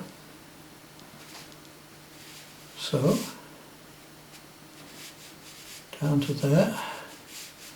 And then bringing some of the green gently afterwards to have full control of the variety of wet into that. So then, with my light green, I come in just tickling it in and letting the wet into wet technique, letting gravity do the job.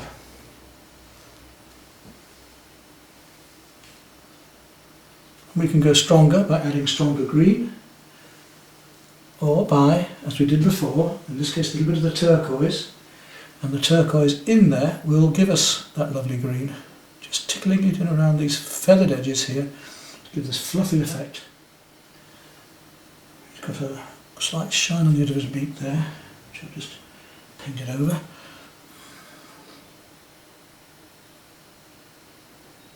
Handle that.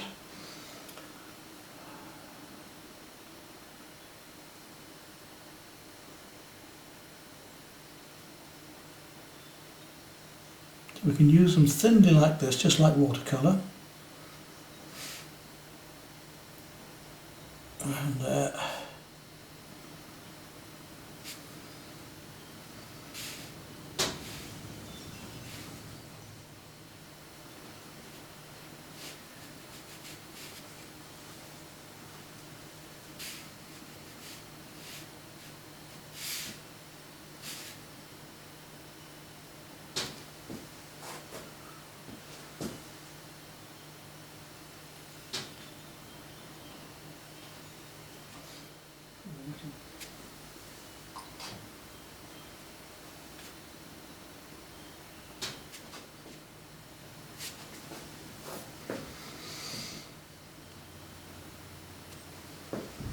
we'll work on the other parrot.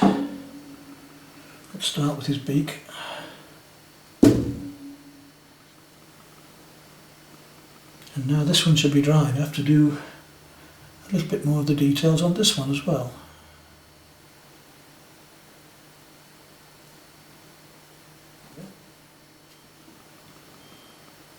All the way across. We'll do a foundation of the yellow first. Now we can drop in that red, but let's start with the orange. Beautiful flame orange. You see how it's spreading out. we let the technique do the work, we let gravity do the work for us. Now we're going to put in these really lovely bright flame reds that we didn't have just now. Strangely enough, a little purple here now, which is on the opposite end of things. It's cooler because some of the shading in the back here. Just again tickling it in, letting the paint, the gravity do the work, letting it spread out.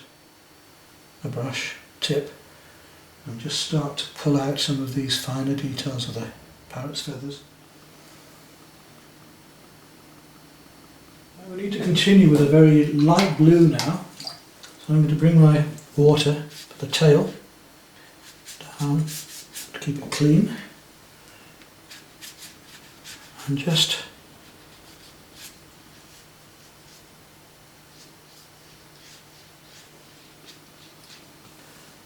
wet this area. Now down this bit here, there's a very deep blue line later where the shadow comes, but right now all I want is a very, very light turquoise. So I'm thinning my turquoise right down and dropping it into this water to give myself a very light blue. Here it's a very strong turquoise. See how much stronger I'm painting it up and around these feathers to link in with that earlier colour.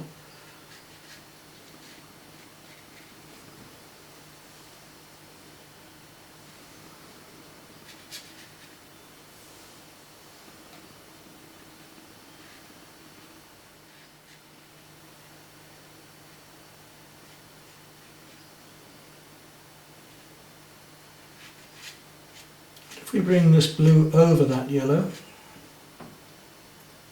then we have the green again that we were after earlier. And we do want some of that green coming down into this, so we'll take some of the yellow and bring that into this blue we've just laid, so that the two will blend together a bit more. Then we have to change our blues again, because the blue here is quite a different blue. It's this much warmer. Start up on that top edge of that feather, we'll let it drop down through and create our feather shape for us.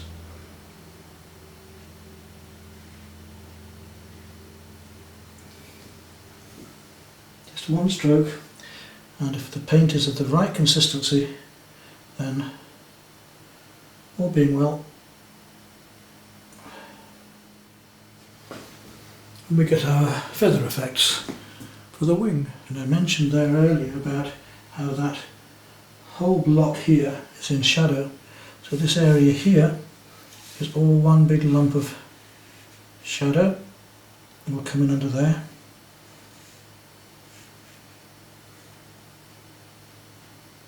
Stronger blue again, and just while it's still damp, just pick out these feathers a little, just to give a little more three dimension here.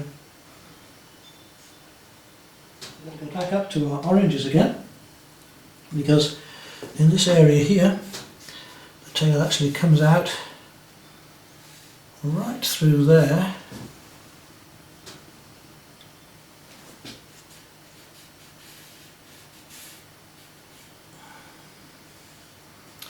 and under here in places, with some more red and some more orange. Tail of two parrots, or two tails of two parrots. This area here, again, we want wet into wet. What I'm going to do first is paint, in fact, the blue area here, and then we'll do the lighter areas afterwards. We'll let that dry just a little, and you'll see the difference in the dry edge to the wet edge. How simple that was, and we get a slightly nice spreading there of wet into wet, only fractionally. Now I need to come back with my blue and make that a bit stronger, especially up here, and down some of these feathers. Very dark shadow that works under the whole parrot here.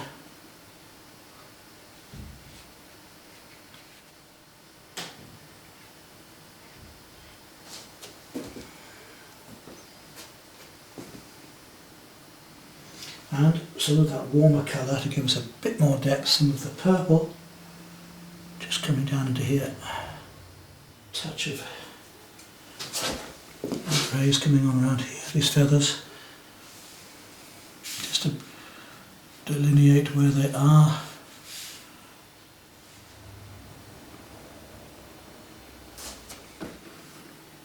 Just a little bit more fine detail on the heads now. Very fine shading on the beak. We want it to remain white, but it just needed a little shading to make it a bit rounder. It has these rather attractive lines coming down.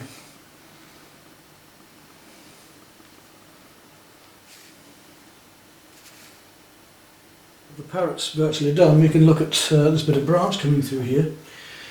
I want it to just disappear into the background, so what I'm going to do now is to wet that with a very light blue wash. I want it to actually disappear into the background here in the end.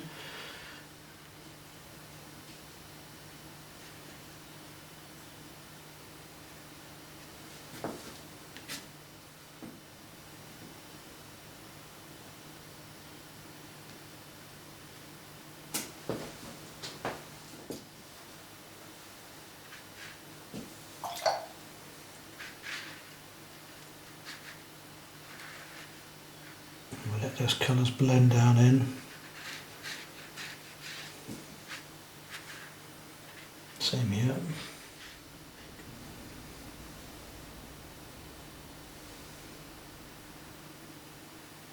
Clean wash of water all the way up here into this branch, because I want that branch to blend into it all. Doing the background very abstract, wet into wet wash. We'll have some light greens coming into it in places. Right down here. Keep it nice and wet, keep it lovely and wet. And we go to our darker greens. Start dropping those in around it.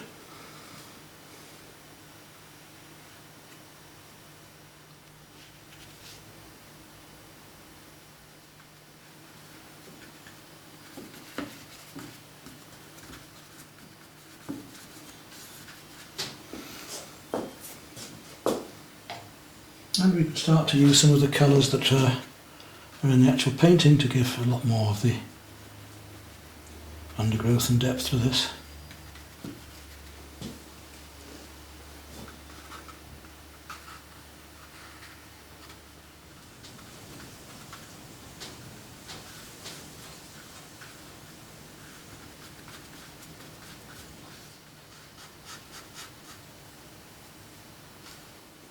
One of the beauties of acrylic inks is that you can actually work them over the top at the very end. We finished our painting, but I just want to brighten things up a little. To finish off with, we can just use a little bit of pastel if we want, for the fine detail, and just to bring some of the colours up. In this case I want to use a little bit of pink to bring up some of the sheen on these feathers with the reds.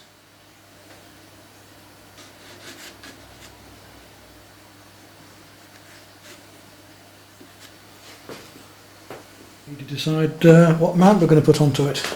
We might decide on a lighter coloured mount, or a darker coloured one.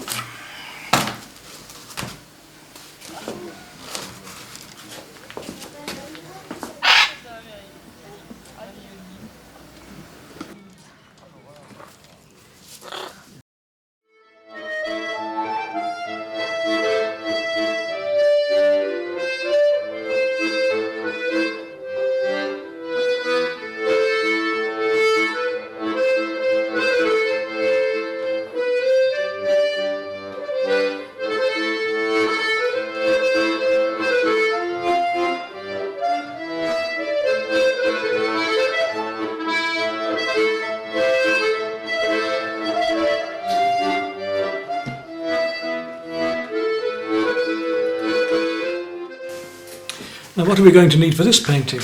Well, I'm going to start with the masking fluid and paint in with the masking fluid all of the areas of the chairs, because the green chairs in this particular photograph are very important. They're a focus point holding together this whole composition. So I'm going to mask out those thin and green areas, let that dry, and then I'm going to paint very carefully the figures, or fairly carefully. Now with a painting like this we want to finish up very loosely, we want it to look very loose and free. But even so, we start with quite a tight drawing. The drawing is important in something like this.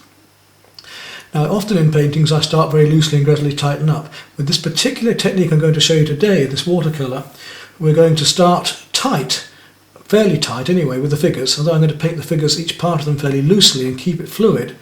We're going to start fairly tight with the figures, and then when they're all done, gradually loosen up more and more and more until we have a very, very loose painting which is surrounding this tighter area. It's a lovely way to work, and it gives a wonderful use of watercolour and luminosity and freshness to a subject matter like this, which could be very illustrative but isn't done in this way. So if you're going to enjoy watching this. Now the actual brushes I'm going to use are very important as well, because today we shall be using this sword brush, although I have several different sizes of this. This is about the smallest of my sword brushes, and you see that it has a blade to it which comes up straight one way and an angle the other, and that's a very useful brush for painting figures. Then I should come back to my round brushes for smaller, finer details. If I have to use that, I may not need it at all. Then I'm going to come down to my wash brush and finish up with these lovely little flats, which are a very nice texture. They're not too soft, they're not too hard, and they'll be great for doing the backgrounds of the shops and all of the surfaces on the ground. We're going to have something sort of similar to it's just been raining, a slightly wet ground, so we've got a lot of reflections going on down here to give us lots of atmosphere. Then standard watercolour technique, so working from putting washes and wet next to wet and wet into wet on these figures, gradually up to a very soft wet into wet background. Right, let's start off with the masking fluid first, and once that's dried, then I'll come back and we'll make a start on the actual painting. So again, we're back with our masking fluid again, and we're going to be using my little clay shaper, which we used in one of the other paintings, remember, for putting the masking fluid on.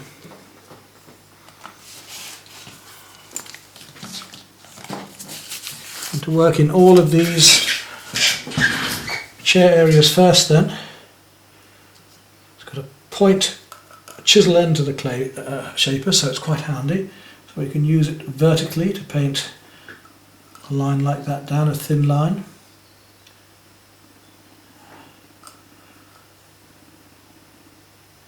It's got a very light blue to it, this masking fluid, which is handy as well, means I can see what I'm doing.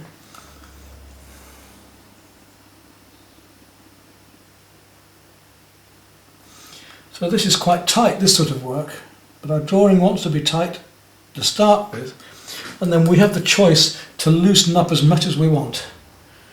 Applied our masking fluid here on the chairs, as you can see.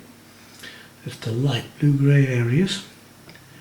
And now waiting for those to dry before we can actually go on and start working on the figures. Well, our masking fluid is dry, so we're ready to make a start. I'm going to start off straight away with my little sword brush and work on this figure here. So we start with our light areas and work around to our darks normally. In this case I'm not going to actually, I'm going to start with the head and work my way down. And I'm going to do that by starting off with some burnt sienna here.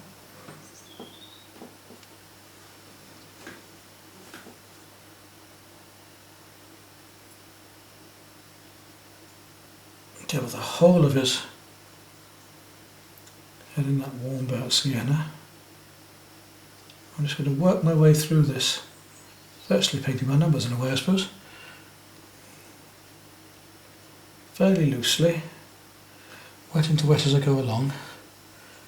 So that comes down there. I thin the paint out and just leave a light area there.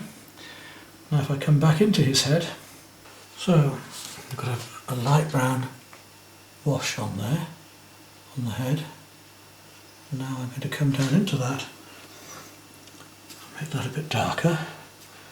I want my ultramarine again, my good old trusty ultramarine, and the same burnt sienna.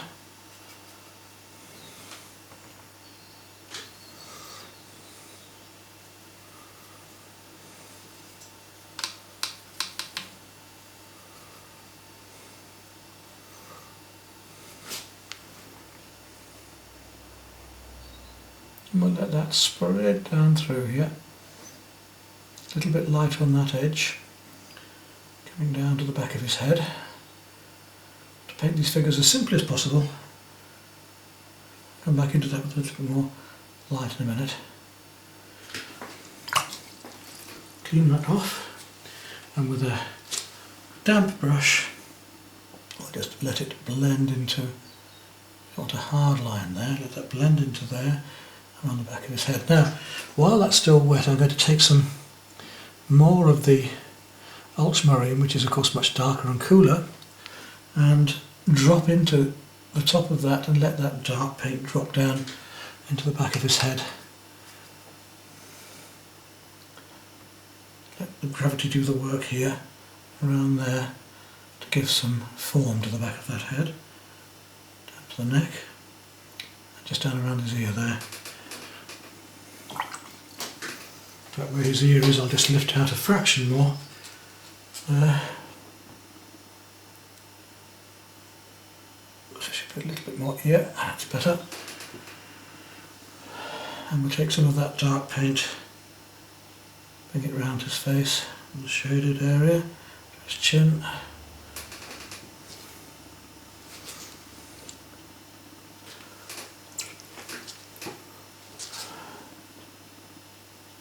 Lift a bit out there.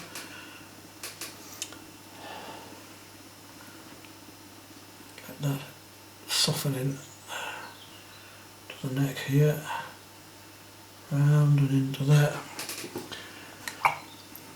And add a bit more warmth into that head later.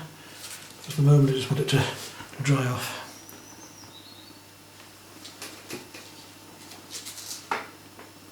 Suck out a bit. Side of the face and around the front of the face. There we go. Now down to his shirt. I'm going to start off with a coat of cerulean blue all over it.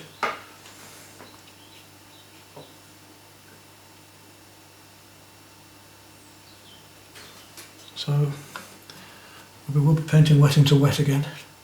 You see, the beauty of these swords is that I can paint thickly one way or thinly the other as I need. Which we know is a warmer blue. Come around there, down the back of him, across his shoulders a bit, start finding a few of the folds in the clothing. Keep it simple. I'm going to bring that same cobalt blue down around here and work even darker in a moment. So let that dry down just a bit now. The cerulean. He's dressed in a blue shirt and blue jeans. In fact, he's even got a light blue strap coming across these sandals. So while I'm at it, I'll paint the whole thing in. But I don't want that coming all the way down there.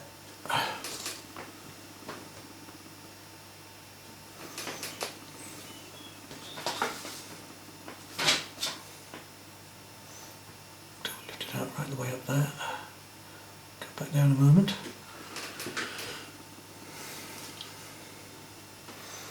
I want a slightly warmer blue there, so I'm going to take a little purple now, come around there, and immediately that makes his head lighter. Down the side here, across his shoulders.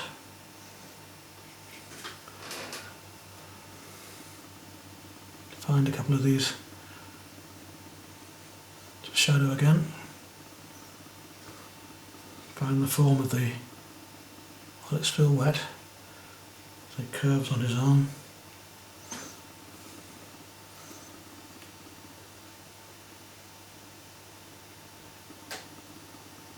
So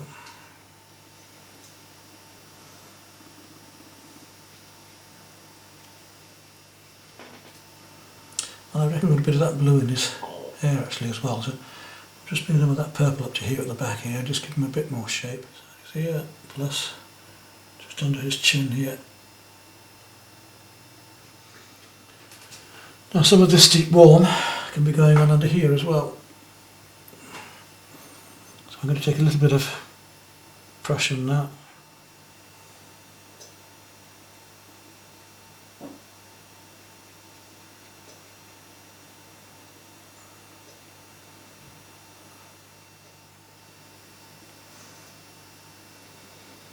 While I'm there, I'll just give the newspaper a little scumble.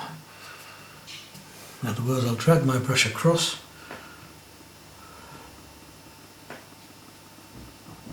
Just giving a slight tint of colour.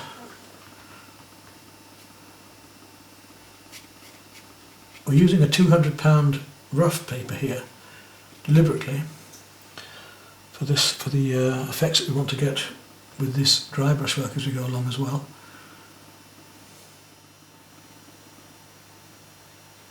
Just indicate the newspaper. We don't want to say, we don't want to paint all the details in. I'll cobalt violet into here because I want a cool warm back there, a cool red in these faces, and into that I'm going to drop a little bit of that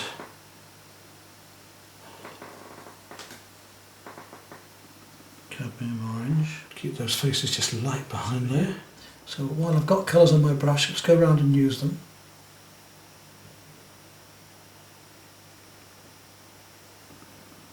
The back of her head over there, a little touch of the purple just to indicate his eye here, not much. A bit of shadow under his chin, don't want to make too much detail on this at all. Slightly stronger cerulean blue.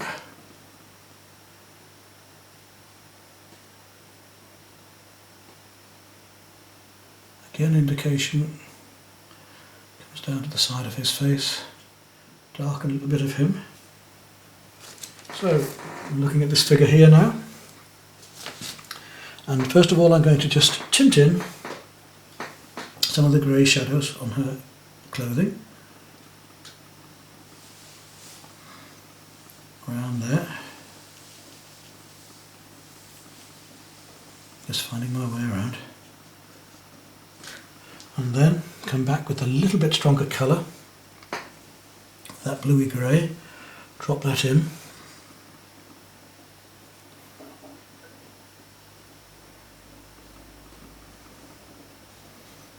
around the white jersey she's wearing, and that's it, as quick as that. Again, the same thing again, just drop in a little more of the stronger blue. That's him in the background. Now we need to come to the hair of these people. Warm first, some burnt sienna and ultramarine again. Not too thickly, just thinly at first. Right down into that black in a moment. And a friend behind, leaving that slight gap there, all the way down there, across there. Instantly we have that figure in his arm. This girl's hair here. I'll make it dark down this side.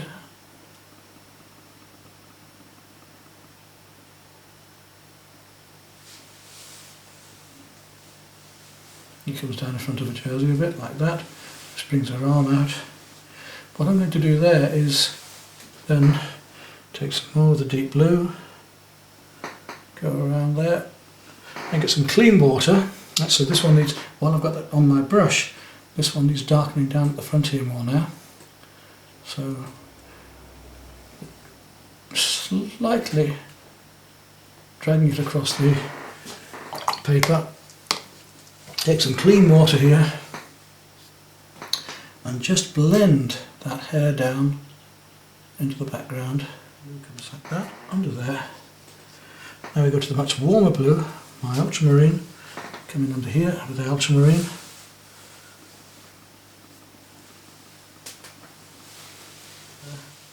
That's what we're doing here now. So we're painting around this figure and leaving these lights standing out. And it's dark under that leg. Goes right round that chair and behind, deep underneath here. That's it. A few flicks of the brush. The leg comes down there. Let's come back into this a little bit more there.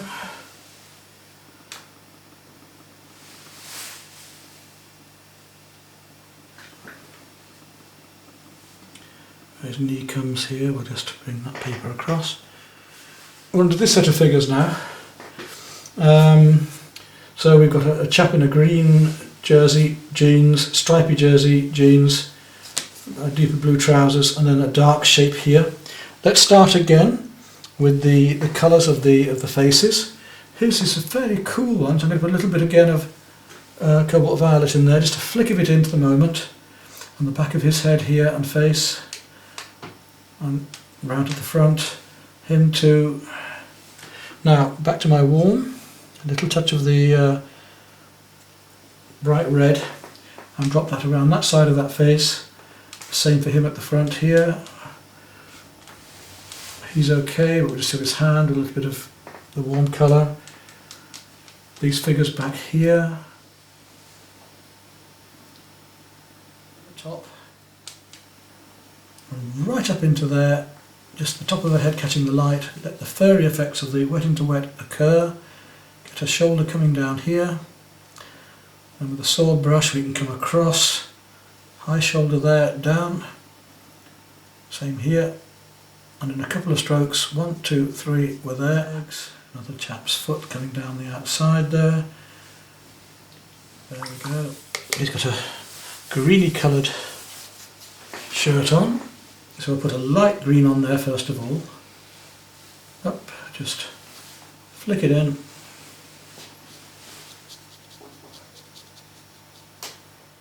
And into that a little bit of blue and a little bit round his neck. And with those few strokes we have enough. Down to his jeans, a couple of strokes with the brush, come back with the warmer blue, the ultramarine, flick down the middle as quick as that. Back leg going, his leg going back there. It's around the bottom of his shoe is here. It's a bit darker underneath the shoe. And again, go back in there, it's a little bit of dark. And we've got that figure painted. This guy, he actually starts with that warmer blue on his trousers. So we'll come down around there with the ultramarine. His feet are coming up here. He has got the same ultramarine and the stripes on his jersey too, so while I've got that on my brush, let's use it. Up, round, up, and round his stripy jersey. Across the back. Now with the dark colour I made earlier, with the Prussian and the brown, down the front of his leg, quick as that, round the back, a few creases, and his shoes. There we are, we've got him. You can see how we can use the brush both ways. And other things behind now, light and darks are going to help show this out when we put them in, looser. And our figures are well away, but I mean we're almost there with the figures now, already. We don't need to do a lot back here. That warm grey of that person back there. Take my number 6 round brush now and just start to work up some of these details behind here. Let's take these arches for a start, they're important, and we'll work our way down the outside of those. We'll take again a warm dark, the inside of it.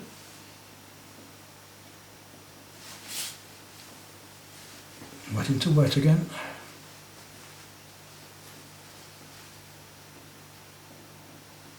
And then just down below that there's some pink. To the other side of her arm here. These beautiful colours that we didn't have before, we can get those in now. Start using my wash brush now, and we'll look at this tree. I'm going to take some Aureolin yellow, which is my very light yellow, and we'll put that light yellow going right down through here, all up, right through the painting to the top, across the whole of that bit.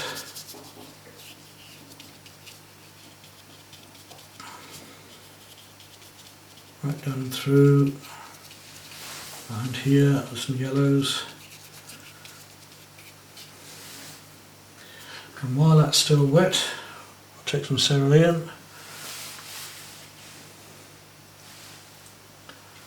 and let that come in to make our greens.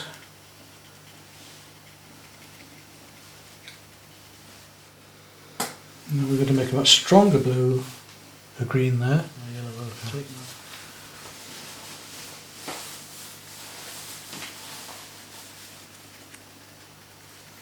Our warm greys are going in with our greens as well. And we'll let the wet into wet do the work again.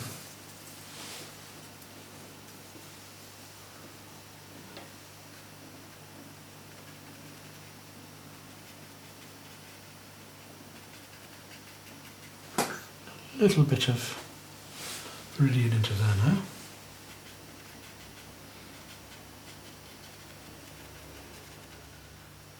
Right under here.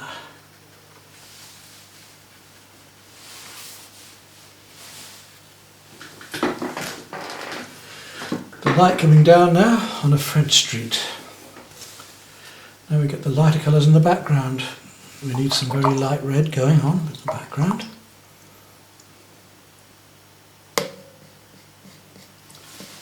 Now this is where I start to paint a lot of wet into wet, so I'm going to start bringing my water down into here, through these figures, just around these figures here, because I want to get very soft effects for the background now. Cadmium orange, just almost a yellow coming in around this figure here, up into there, down through there, and this figure here. This is how I said you can, in this case we're working in the reverse, because normally we paint all our details at the end, but in this case we're not, we're going the other way around, down through there, going up into the trees, back behind this figure, indicating a few windows and paths down here.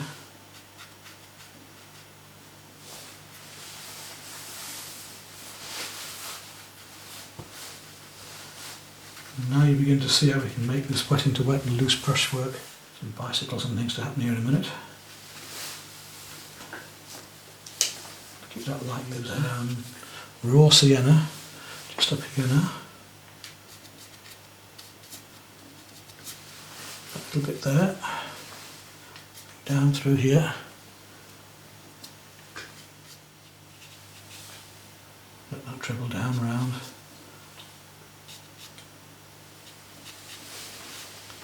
Indicate these background colours. Very loose, soft. We'll go back in there with a few darks in a minute. But we can almost start now, because behind this guy here is a dark car. This will help to bring him out. Between these two also the same.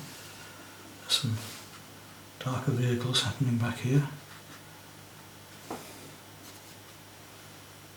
A tree coming down behind his head.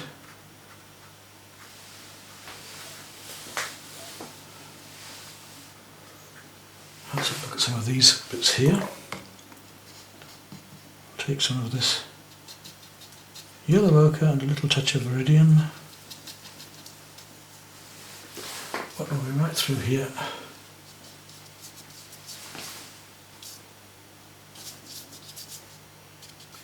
Nice and loose and lively. A little touch of the yellow coming in there.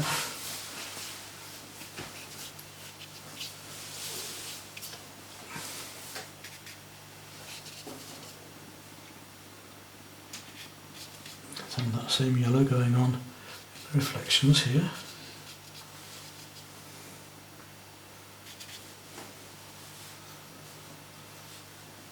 And above, take a little touch of the ultramarine again, because up here there's some quite nice shadows, ultramarine and a little touch of the cobalt violet, just to feel these shadows here.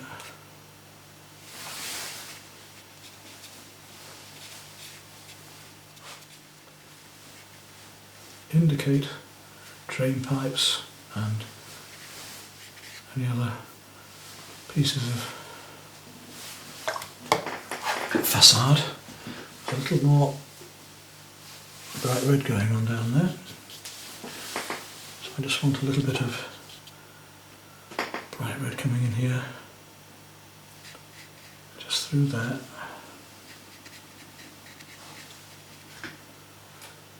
Around the window frames here maybe.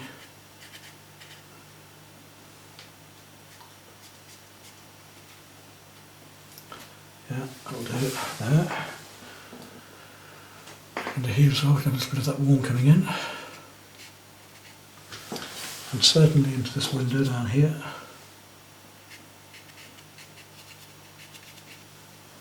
But even a tad warmer brown there. I'm just feeling away here again, some of these darks coming in there. Just indicating, tickle with the brush, draw with the brush, find our way through these, down through there, right to the back of that chair, to the back of her, again right through there.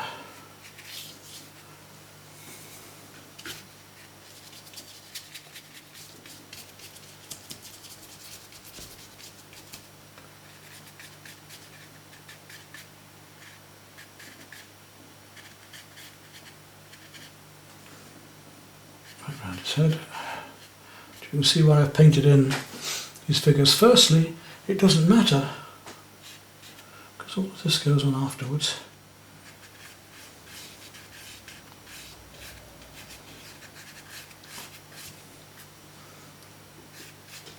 Lovely loose way of painting.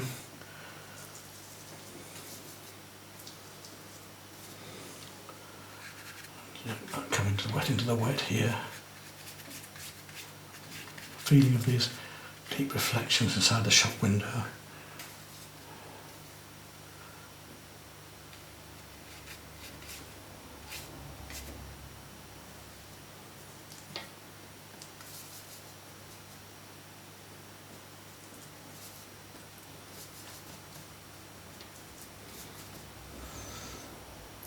Line coming down here.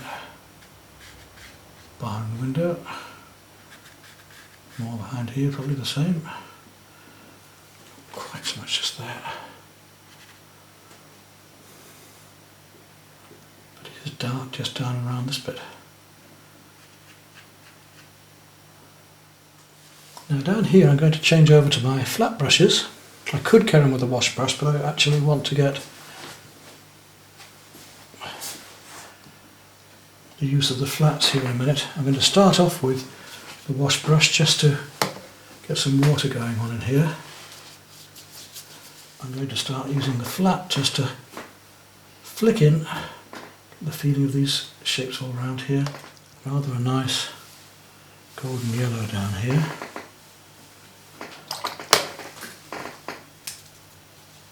Coming through the light there, and we're going to come in with our purple.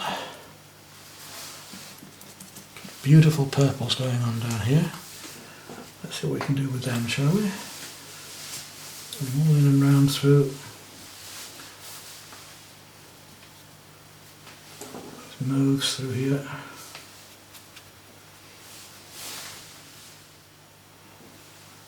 But need some more cools in these is all I can see. I can use the roughness of the paper now to start to get some nice effects in perspective. I'm not going to paint all the paper in, we'll leave some white sparkling.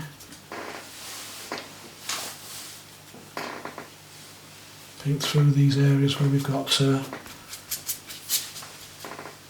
masking fluid. That doesn't matter at all. Now I can start to make stronger colours than those purples. Look at these colours here for a start. Some really nice warms under there, around this figure.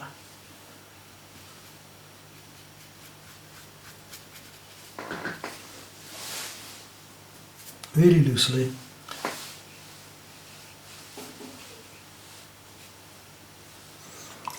Back out into the blues again. The shadows under there. Lot bluer just under there. Right round the back of that figure. Under through there. You see how rapidly this, once we've got the detail done, how rapidly this watercolour can just appear now. Right back into the cools back here.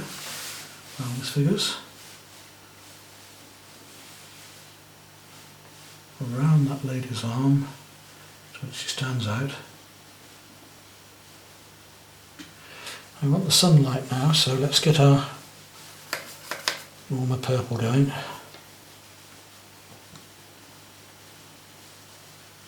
We'll let the light shine through there.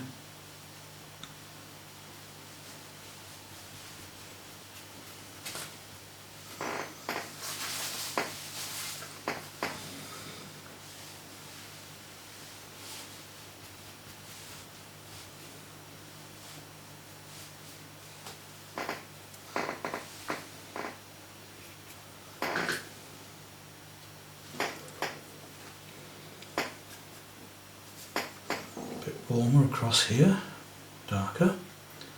That's these bicycles and things that we are going to do a bit more detail about these in a moment.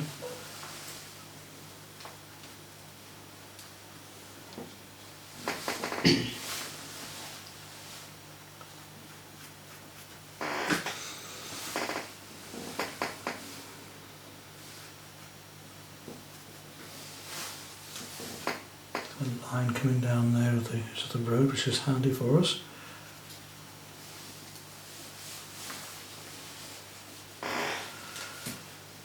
What's up behind him? Windows and other bits and bobs.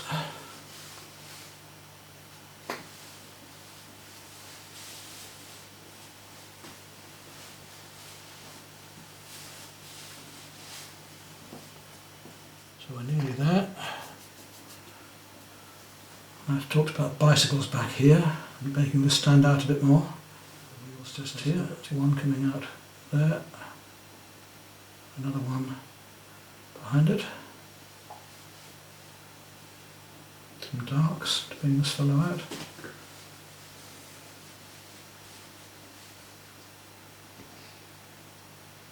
Just an indication of cars and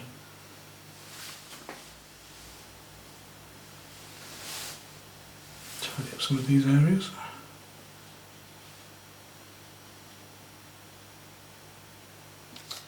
Okay, we're on to our last stages of this painting.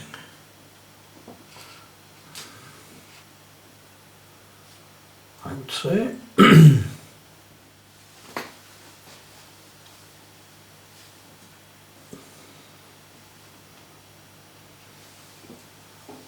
These things just need tidying up a bit darker. We're going to take the masking fluid off shortly, and that will mean that we'll see all of these areas where the chairs are, and can paint those in with the, as we intended, with the lighter colours, lighter coloured green.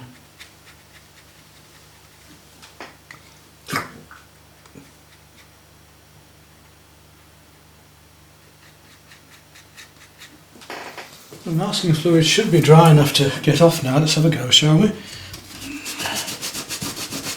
Not really easy on this rough paper. Doesn't want to come off very easily. It's very important we do. Get all of it away now. You can see these light areas coming out that we want to put our light greens onto in a moment.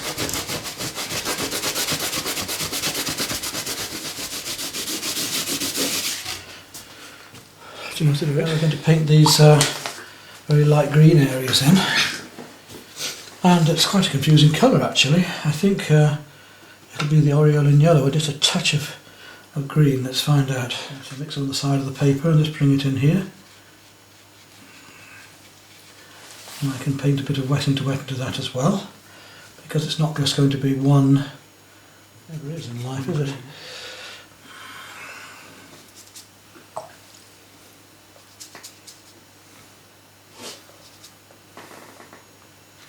It's quite yellowy there at first. Just touch it in. That side actually is quite a light green.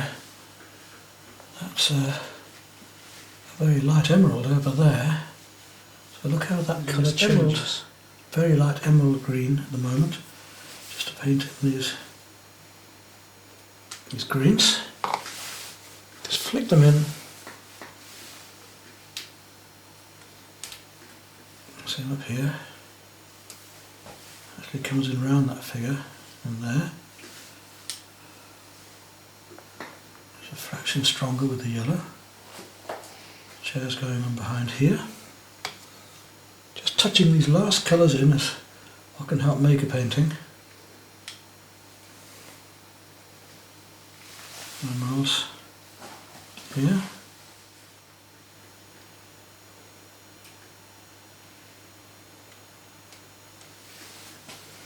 And some stronger greens in there as well, just to bring these greens out a bit.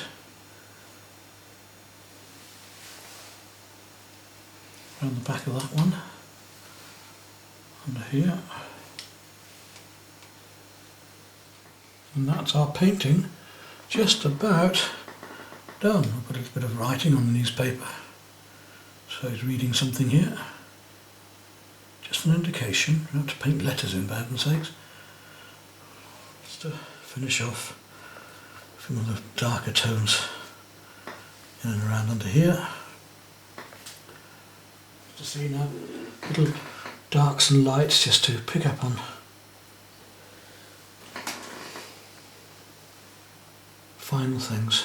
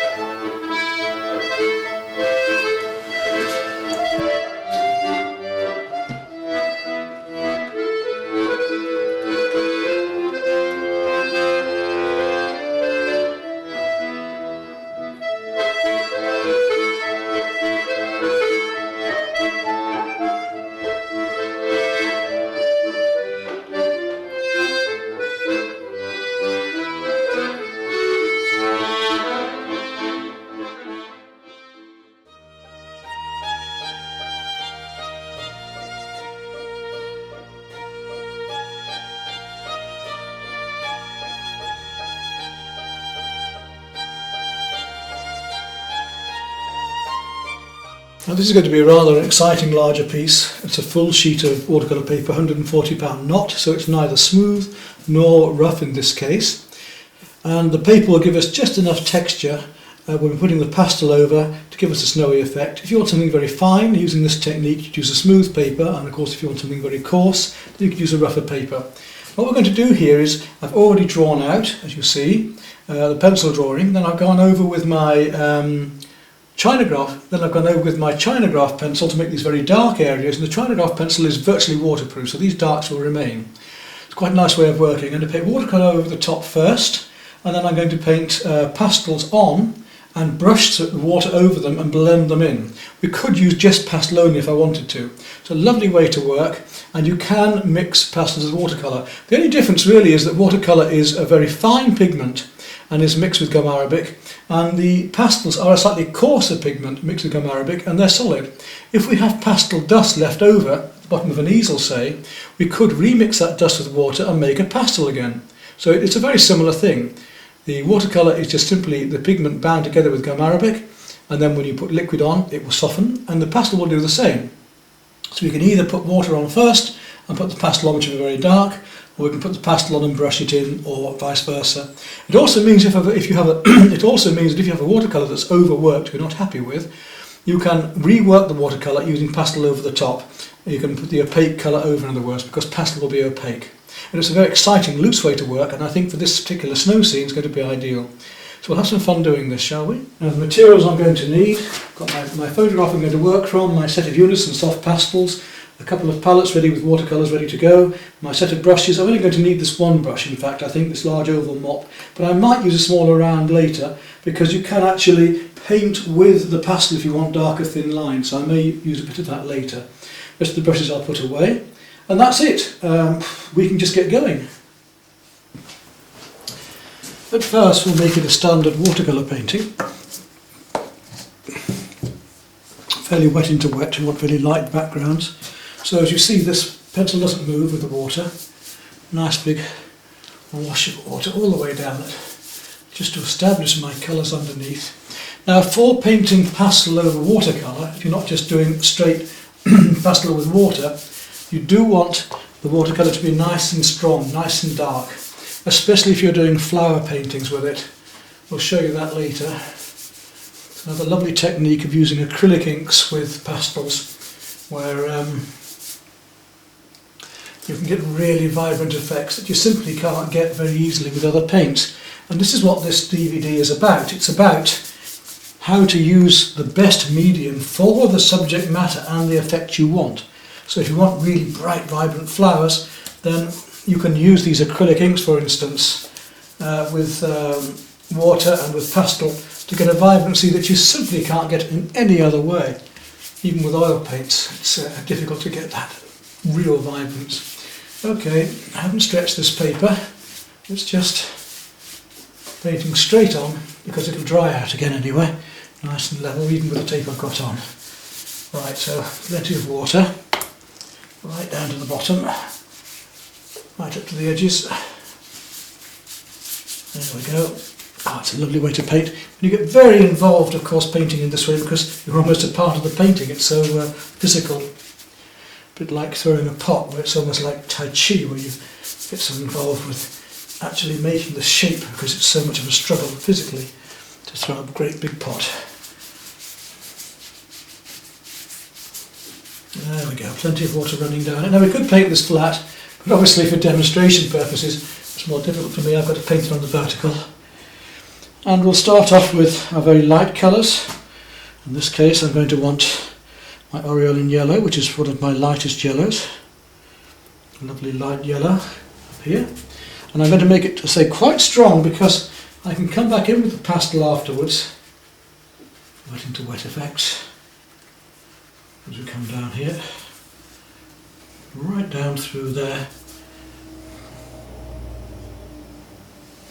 So this is quite light behind here. We can put lighter colours in there later with the pinks and so on. Nothing to worry.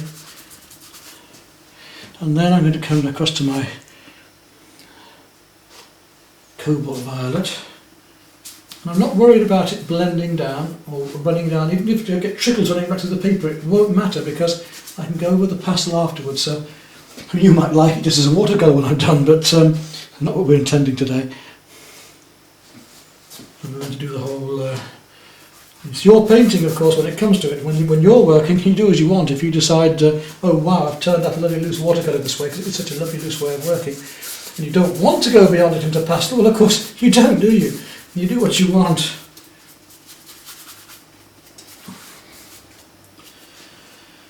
And already we're getting some nice tints. Got our violet. I'm going to go to a rose now. And up through here. Oh, too much, but don't worry. Blend it out. We're going to put other colours in there. Right, now onto our cool blues.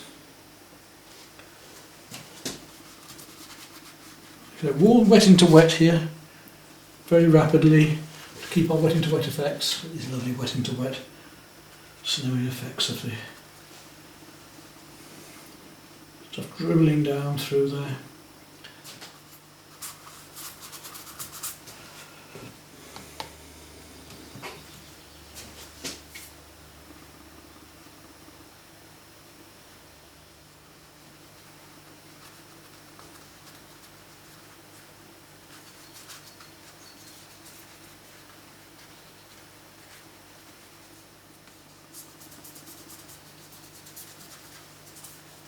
We're starting to get a little bit warmer with our distant colours there, a little bit of rose into them.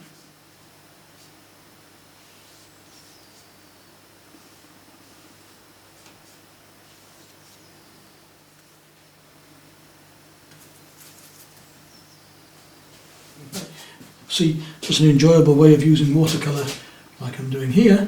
You might decide this is the way to go with the watercolours instead, so you just go away and do watercolour instead.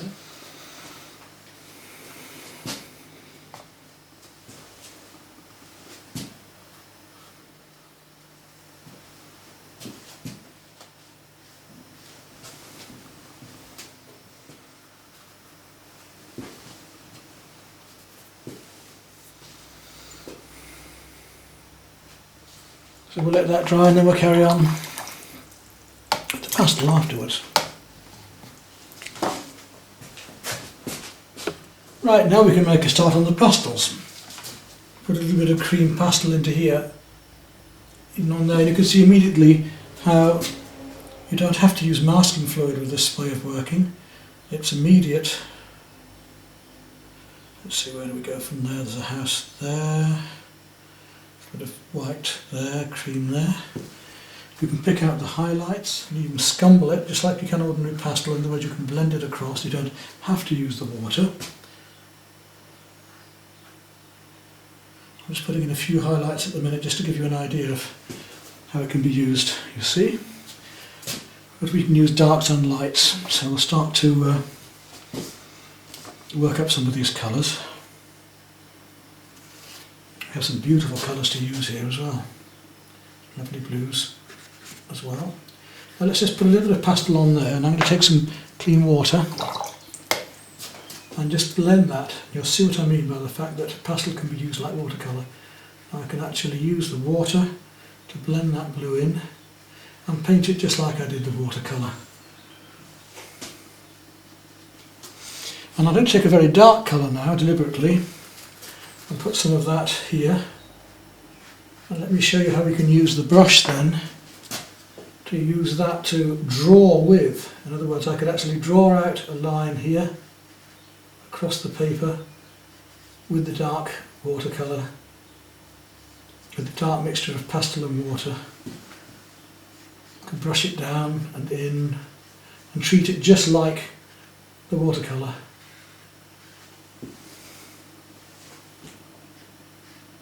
We might need to just blend a little of these blues back there. Just coming into the very distance there were some paler blues. Actually, we've got clean water, and you can, now is the time when you can subtly play with these tints.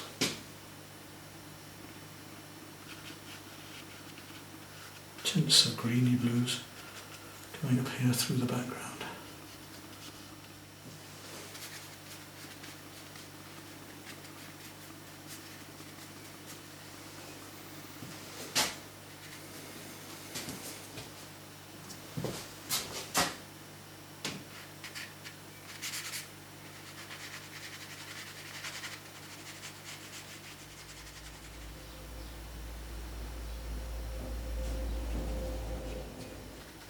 To pick out all sorts of fun colours here and there.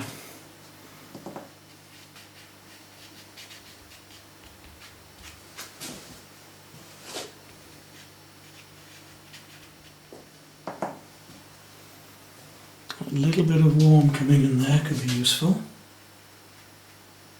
Tint it in with some water, and I think it may even be just catching the top of the chimney here a fraction too. Maybe a bit too much, so all we have to do is take it off. So we're getting well on with this pastel now. It's only really little highlights and delicate areas that we've got to do.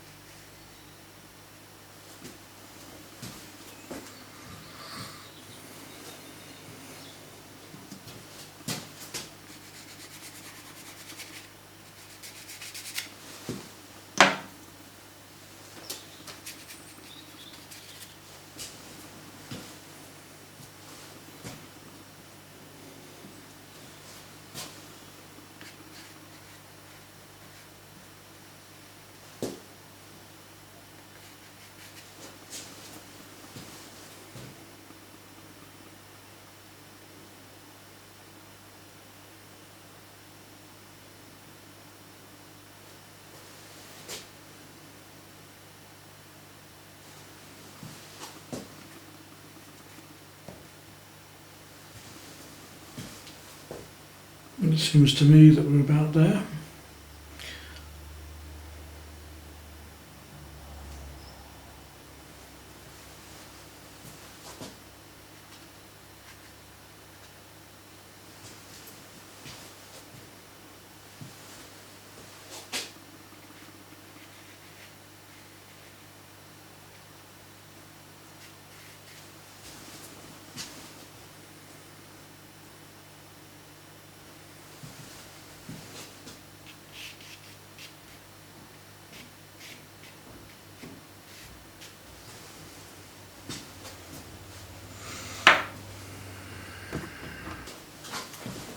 So we just have to finish off a little bit down here now. Cools here and there, and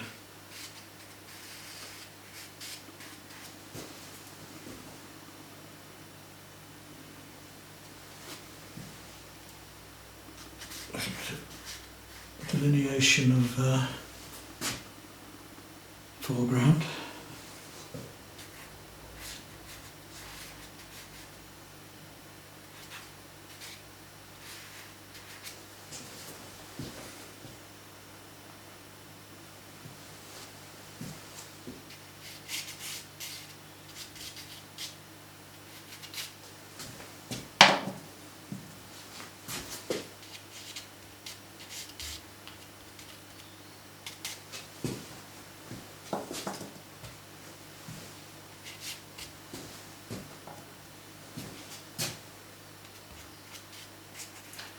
Pinks going on in there, we'll just use those to help the blues sing.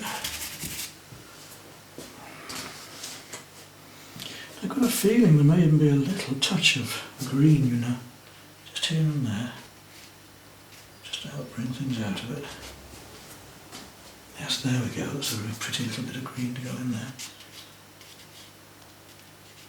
I thought there might be some, you know, around the place.